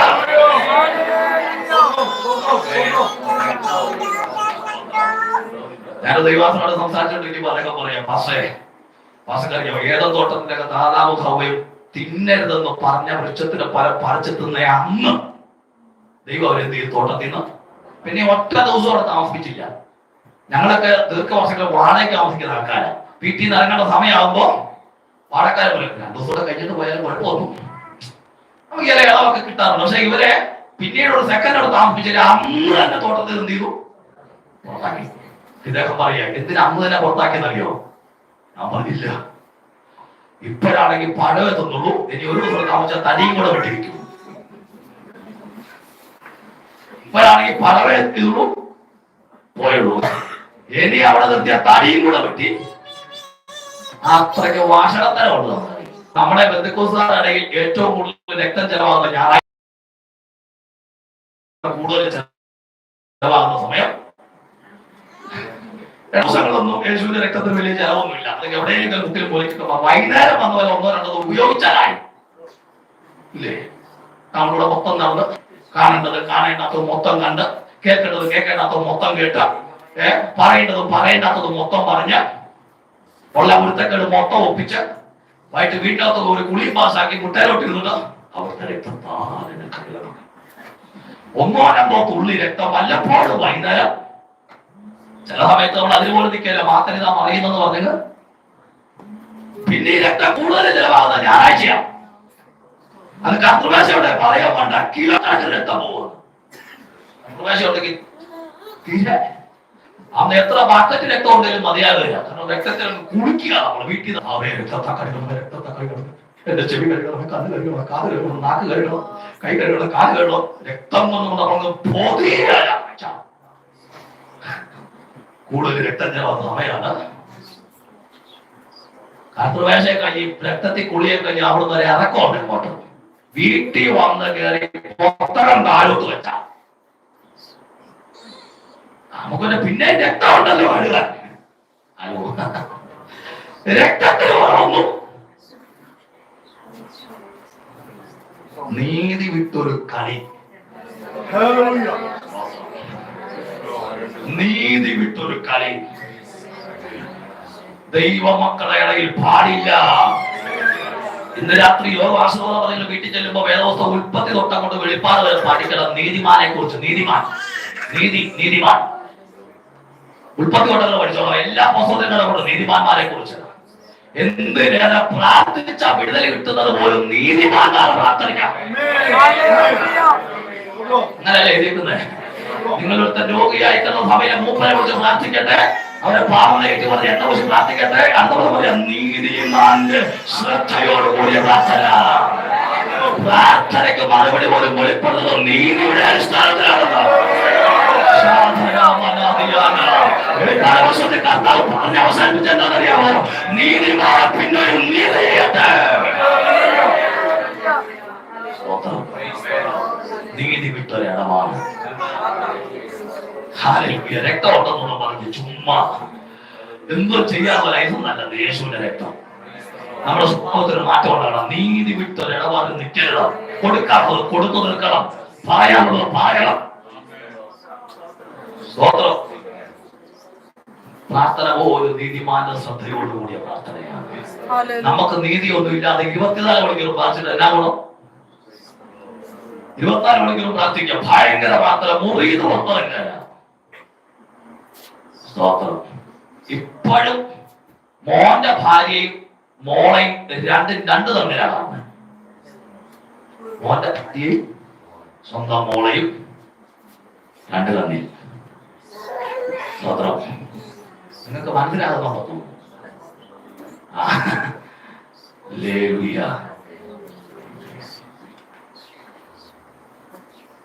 ഒരു കണ്ണി കാണണം കേട്ടോ, ഒരു കണ്ണി കാണണം.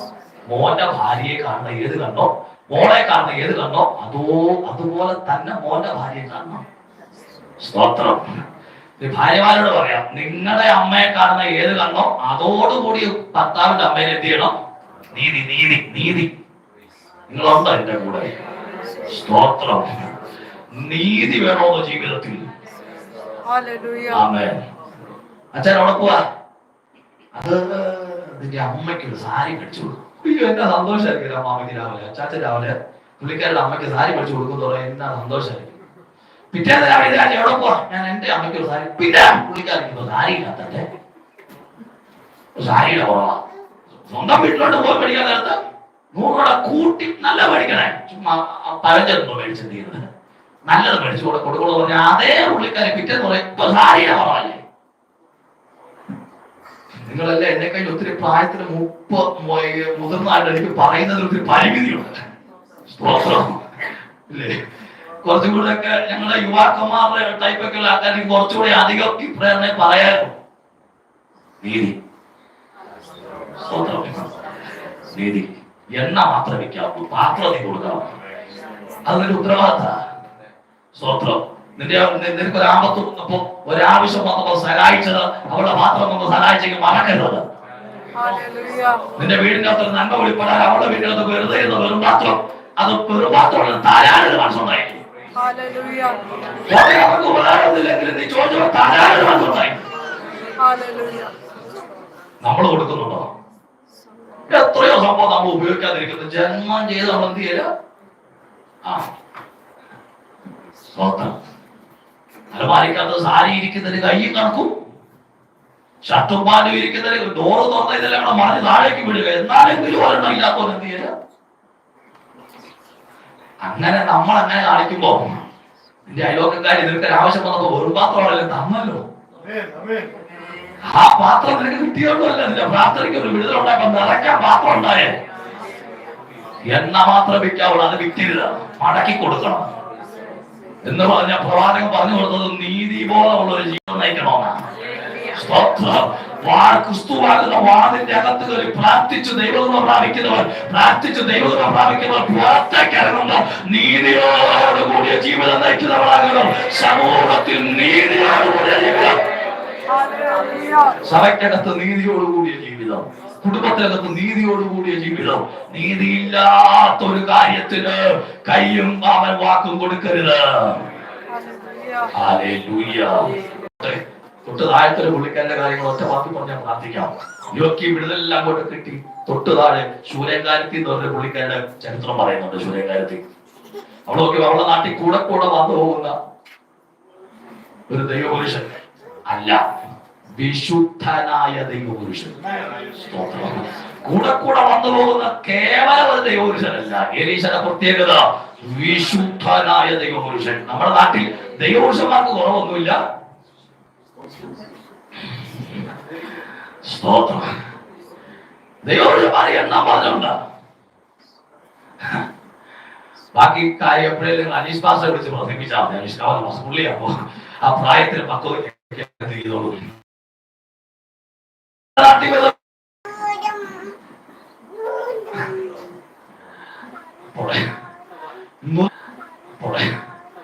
നിർബന്ധിച്ചു വായെ ഒന്ന് കഴിക്കരുത്, ആഹാരം കഴിച്ചിട്ട് പോകാവുന്നേ. കൂടെ നിർബന്ധിച്ചു. നിർബന്ധം സഹിക്കാതെ വന്നപ്പോ അവൻ ആ വീട്ടിൽ കയറി ആഹാരം കഴിച്ചു, വയറ് നിറച്ച് കഴിച്ചു, പ്രാർത്ഥിച്ചു പോന്നു. ഇങ്ങനെ പലതാ. കൂടെ അവിടെ ചെല്ലുമ്പോഴൊക്കെ എന്ത് ചെയ്യും? പിന്നെ നിർബന്ധിക്കോ തോന്നില്ല. ഒറ്റ പ്രാവശ്യം നിർബന്ധിച്ചുള്ളൂ. പിന്നെ പുള്ളിയൊക്കെ ചെല്ലുകയായിരുന്നു. പോട്ടെ. കൂടെ ചെന്ന് ആഹാരം കഴിച്ചതാ പോലും. കുറച്ചു ദിവസം കഴിഞ്ഞപ്പോ ഈ ശൂന്യകാലത്തേക്ക് ഒരു ചിന്ത. അവൾ തന്നെ ഭർത്താവിനോട് പറയാം, നമ്മളെ വീട്ടിൽ ചുവരോട് ചേർത്തൊരു മാളിക മുറി ഉണ്ടാക്കണം.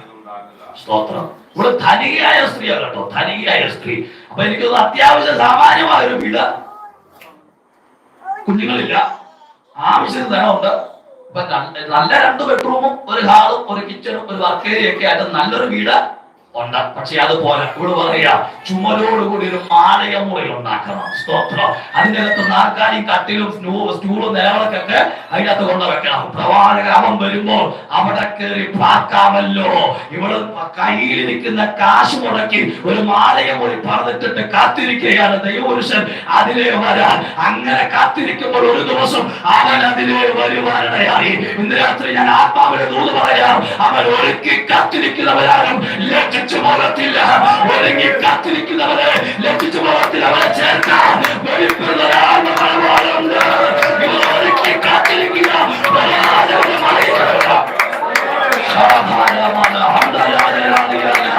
കയ്യിലിരിക്കുന്ന കാശ് മുടക്കി വില മുടക്കി ഒരുക്കിയിട്ടിട്ട് കാത്തിരിക്കുക. പ്രവാചകൻ മടങ്ങി വരാം. ഇന്നിവിടെ കർത്താവിനെ പ്രതീക്ഷിച്ച മടങ്ങി വരും കാത്തിരിക്കുന്നവരെ ആവശ്യത്തില്ല. ഇങ്ങനെ കാത്തിരിക്കുമ്പോൾ അവനതിനെ വരുവാനിടയാണ്. കയറി മാളിക മുറി കയറി കടന്നു, സ്വസ്ഥമായിട്ട് ഉറങ്ങി. പിറ്റേന്ന് നേരം വെളുത്തപ്പോ പോകാൻ നേരത്ത് അവൻ ഈ ഏലീശ ബാലിക്കാരോട് പറയുക, ശൂന്യകാരത്തെ വിളിക്കുക, അവർക്ക് എന്തെങ്കിലുമൊക്കെ കൊടുത്തിട്ട് വേണ്ടേ പോകാൻ. വിളിച്ചു വരുത്തി. ശൂന്യകാരത്തെ എവിടെ നിന്നു?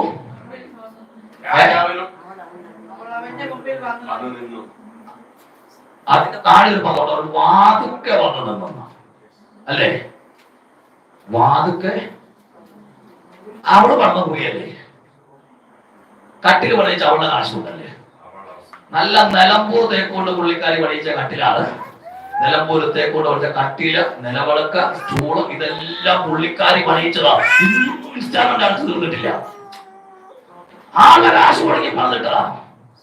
പ്രവാചകൻ അകത്തുനിന്ന് വിളിച്ചപ്പോ വാതുക്കെ വന്ന് നിന്നു, അകത്തോട്ട് കയറിയില്ല. വാതുക്കെ വന്ന് നിങ്ങൾ ശൂന്യകാലത്ത് ചോദിക്കുന്നത് അകത്ത് കയറാനേ അവിടെ ഇരിക്കാൻ പാടില്ല. ദൂത് കേൾക്കാൻ അസരയിരുന്നിട്ട് ദൂത് കേൾക്കാൻ പാടില്ലായിരുന്നു. ഇന്നലെ വരെ ഇത് എന്റെ ആയിരുന്നു.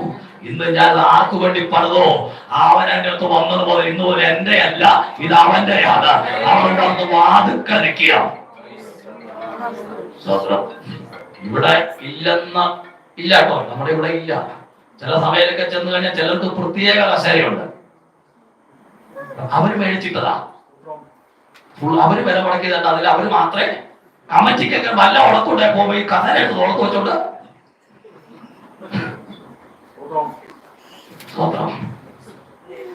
ഒരു സഭയിലെ കമ്മിറ്റി കഴിഞ്ഞ് അടിമകളൊക്കെ ഉണ്ടായപ്പോ അതിന്റെ അകത്ത് ഒരു പാർട്ടി സഭാവോടും ഞങ്ങൾ ഇങ്ങോട്ട് വരുന്നത് വിട്ടു പോവാ. ഓടി ഇങ്ങോട്ട് വന്നിട്ട് മേശയുടെ അടിയിൽ കത്തുമശ പാത്രം കൊണ്ട് എടുത്തോണ്ട് പുള്ളി മേടിച്ചു വെച്ചാൽ നീ കത്തുമശ കഴിക്കുന്ന കാണുന്നത് വില മുടക്കിയോട് വാനൊക്കെ വന്ന് നിൽക്കുക. കർത്താവിന് വേണ്ടി എന്തേലും കൊടുത്തേച്ച, ആലയത്തിന് വേണ്ടി എന്തേലും ചെയ്തേച്ച, വേലയ്ക്ക് വേണ്ടി എന്തേലും ചെയ്തേച്ച, പിന്നെ അതിന് വരെ അവകാശം വന്നുകൊണ്ട് നിൽക്കരുത്. കേൾക്കുന്നുണ്ടോ? കർത്താവിനെ കൊടുത്തായിരിക്കരുത്. പിന്നെ നിന്റെ അവകാശവും നിന്റെ ആധിപത്യവും അതിനകത്ത് വേണ്ടത്.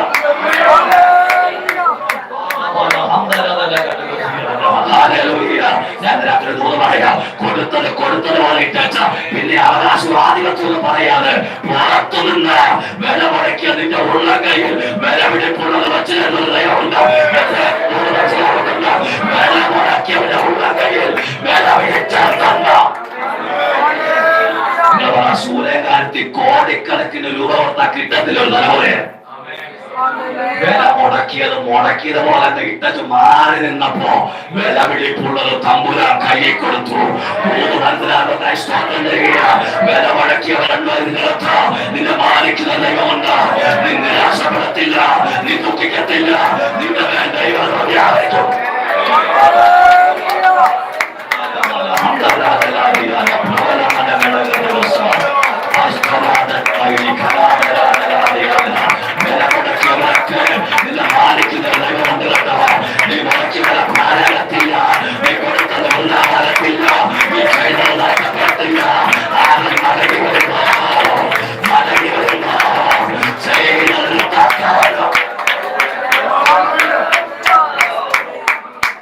ഒറ്റക്കാരുടെ പറഞ്ഞ മാത്രം ശ്രദ്ധിക്കണം. ഒരു തലമുറയെ കൊടുത്തു. അവനെ അപ്പന്റെ കൂടെ വയലിൽ വിട്ടു. വയലിരിക്കുമ്പോൾ ഈ കുഞ്ഞ് ഉച്ച വരെ ഇരുന്നുള്ളൂ. എന്റെ അവന്റെ തലയ്ക്ക് പോരാട്ടം അടിച്ചു. വയലിരുന്നപ്പോ തലയ്ക്ക് പോരാട്ടം പിടിച്ചോണ്ട് അവനെ വീട്ടിൽ കൊണ്ടുവിട്ടപ്പോ അമ്മയുടെ മടിയിലിരിക്കുക. പോരാട്ടം കൊണ്ട് കൊച്ചു വീട്ടിൽ കയറി അമ്മ അവനെ മടിയിൽ ഇങ്ങനെ വെച്ച് ആശ്വസിപ്പിക്കാൻ തലോടുകയൊക്കെ ചെയ്യുക. ഉച്ചയായപ്പോഴത്തേക്കും മരിച്ചോളൂ. മരിച്ച കൊച്ചിന്റെ കണ്ണ് തിരുമ്പി അടച്ച എടുത്തുകൊണ്ട് മാളിക മുറിക്കകത്ത് നടത്തി. ഇന്നും നീ ദൈവത്തിന് വേണ്ടി വല്ലോ വില കൊടുത്താ അത് നാളെ തലമുറയ്ക്ക് നന്മയ്ക്കായി മാറ്റുന്നത്. നീ കണക്ക് നോക്കാതെ, മുതൽ നോക്കാതെ, വലിപ്പം നോക്കാതെ തമ്പുരാന് വേണ്ടി വിട്ടാൽ അത് നിന്റെ തലമുറയ്ക്ക് നന്മയായി മാറും.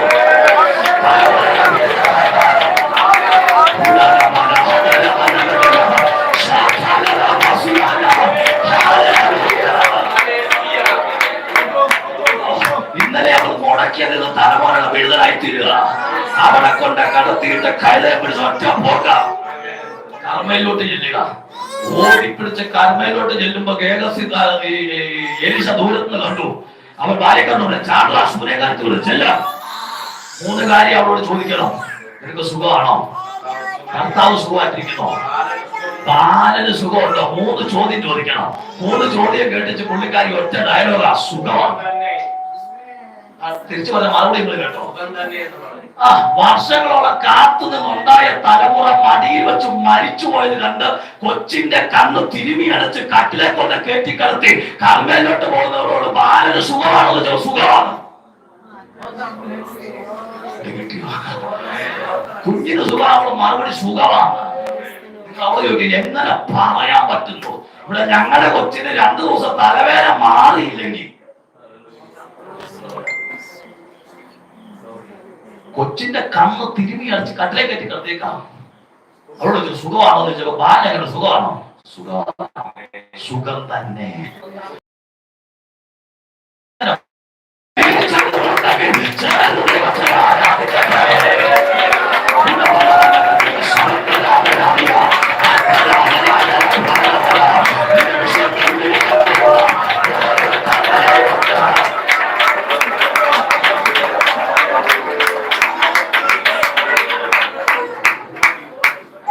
പ്രവാചകനിലേക്ക് എന്നപ്പോ ഏകസിയുടെ സുഖം തന്നെ എന്നൊക്കെ പറഞ്ഞ പ്രവാചകനെ കണ്ടപ്പോ പിടിവിട്ടു പോയി. കാലിലോട്ട് കവന്നങ്ങ് വീഴുക, പിടിക്കുക. എന്നിട്ട് വിഷയമൊന്നും പറഞ്ഞില്ല കേട്ടോ. പരിശുദ്ധാത്മാവിനെ ദൂത് പറയാം. മനന്തവൻ കീറുന്ന വേദന ഹൃദയത്തിനകത്തുണ്ടായിട്ടും അത് മുഖത്ത് കാണിക്കാൻ നടക്കുന്നവരുണ്ട്. ഹൃദയം നൽകുന്ന വേദന തലമുറയെ ചൊല്ലി, വീടിനെ ചൊല്ലി, ഭർത്താവിനെ ചൊല്ലി, നന്മയെ ചൊല്ലി, അവൻ രോഗത്തെ ചൊല്ലി, കടത്തെ ചൊല്ലി, ഭാരത്തെ ചൊല്ലി, ഹൃദയം തളർത്തുന്ന വേദന ഉണ്ടായിട്ടും മുഖത്ത് പ്രകടിപ്പിക്കാതെ നടക്കുന്നവരുണ്ട്. ഇന്ന് പറഞ്ഞ വേദന കാണുന്ന ദൈവം ഉയരത്തിലുണ്ടെന്ന് ദൈവം എന്നവർക്ക് മനസ്സിലാകുന്നുണ്ട്. നിന്നെ ഭയക്കാത്തവരല്ല,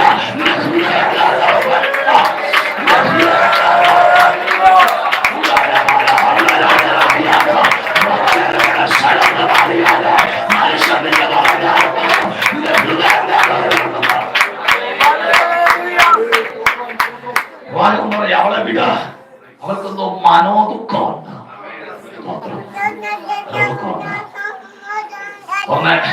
ഇവിടെ പറഞ്ഞൊരു തിരിച്ചു ഒരു ചോദ്യമുണ്ട്.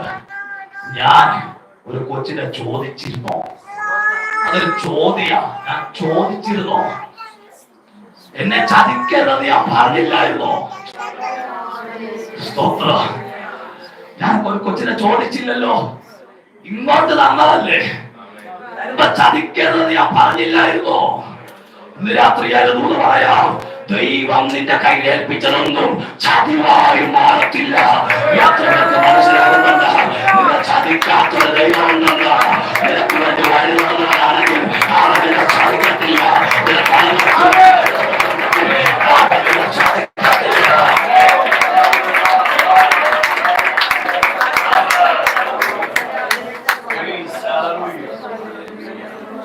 എലിശയ്ക്ക് കാര്യം മനസ്സിലായി. ഏകത്തോട് എടുക്കണ വടി പോടാന്ന് പറഞ്ഞു മുമ്പ്. ഏകസി അരകെട്ടി വടിയേക്കരുത് ചാടി മുമ്പിൽ പോകുമ്പോ ഇവിടെ കാലത്തന്നെ വീട് കിടക്കുക. നീ വന്നിട്ടല്ല ഞാൻ പോത്തില്ല. സ്വത്രം. ഏകത്തി വടിയായിട്ട് ചാടിപ്പോയി. ഇവിടെ പിന്നെ കാലത്തന്നെ വീട് കിടക്കുക. ഇവിടെ ചൂട്ടിക്കാരോട് ചോദിക്കും, ഏകസി വടിയായിട്ട് പോയിട്ടും അമ്മാമ എന്നാ സ്വത്രം പറഞ്ഞ് പുറകെ പോകാനേ? ഈ അമ്മാമ പറയും, ഏകസി വടിയും പിടിച്ചോണ്ടാ എന്ത് ചെയ്തേ പോയേ. ഇനിയിപ്പോ ഏകസിയുടെ പുറകെ വടിയുടെ പുറകെ പോകാൻ ഞാൻ അത്രയ്ക്ക് മണ്ടിയല്ല. വടിയുടെ കാലം കഴിച്ചു. ഏലീശയുടെ കാലഘട്ടത്തിൽ ദൈവപ്രവൃത്തി വെളിപ്പെടുന്ന പുതപ്പിന്റെ അകത്തൂടാ. എത്രവർക്ക് മനസ്സിലാകുന്നുണ്ട്? മോശയുടെ കാലത്തൂടെ, അവരുടെ കാലത്തോട് വടിയുടെ കാലം അത് കഴിഞ്ഞെന്ന അവരിപ്പോ വെളിപ്പെടുന്ന പുതപ്പിന്റെ കാലമാണ്. ഇന്നും വടിയുടെ പിന്നാലെ പോകുന്നുണ്ട്. ഈ വെളിപ്പാട് ഇന്നും കിട്ടാത്ത ആൾക്കാരുണ്ടെന്ന്. അവർക്ക് അംശ വടിയും മറ്റേ വടിയും മറ്റേ വടിയൊക്കെ ഇന്നും സുരേഖാധികം മനസ്സിലാക്കി. വടിയുടെ കാലം എന്ത് ചെയ്തു? ഇത് പുറപ്പിന്റെ കാലഘട്ടം. അവിടെ പിന്നെ ഏലീശയുടെ കാലഘട്ടം വീട് കിടക്കുക. ആ പദവിടെ പറഞ്ഞ് ഞാൻ അവസാനിപ്പിക്കാം. അവിടെ പറഞ്ഞ കേട്ടോ, നമ്മളൊക്കെ എങ്ങനെയാ ഒരു തീരുമാനം പറയുന്നത്?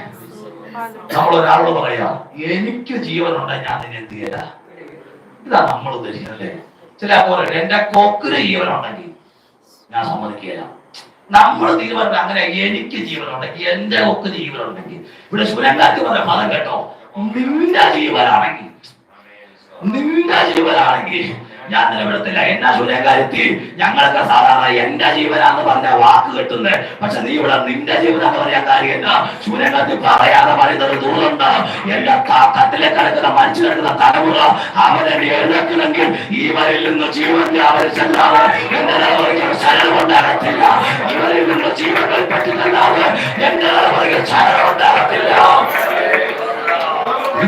തലമുറകളെ ദൈവിക ജീവൻ അവർക്ക് പ്രാർത്ഥിക്കുന്ന ഏറ്റവും പ്രിയപ്പെട്ടവർക്ക് തലമുറകൾ ദൈവത്തിന്റെ ജീവൻ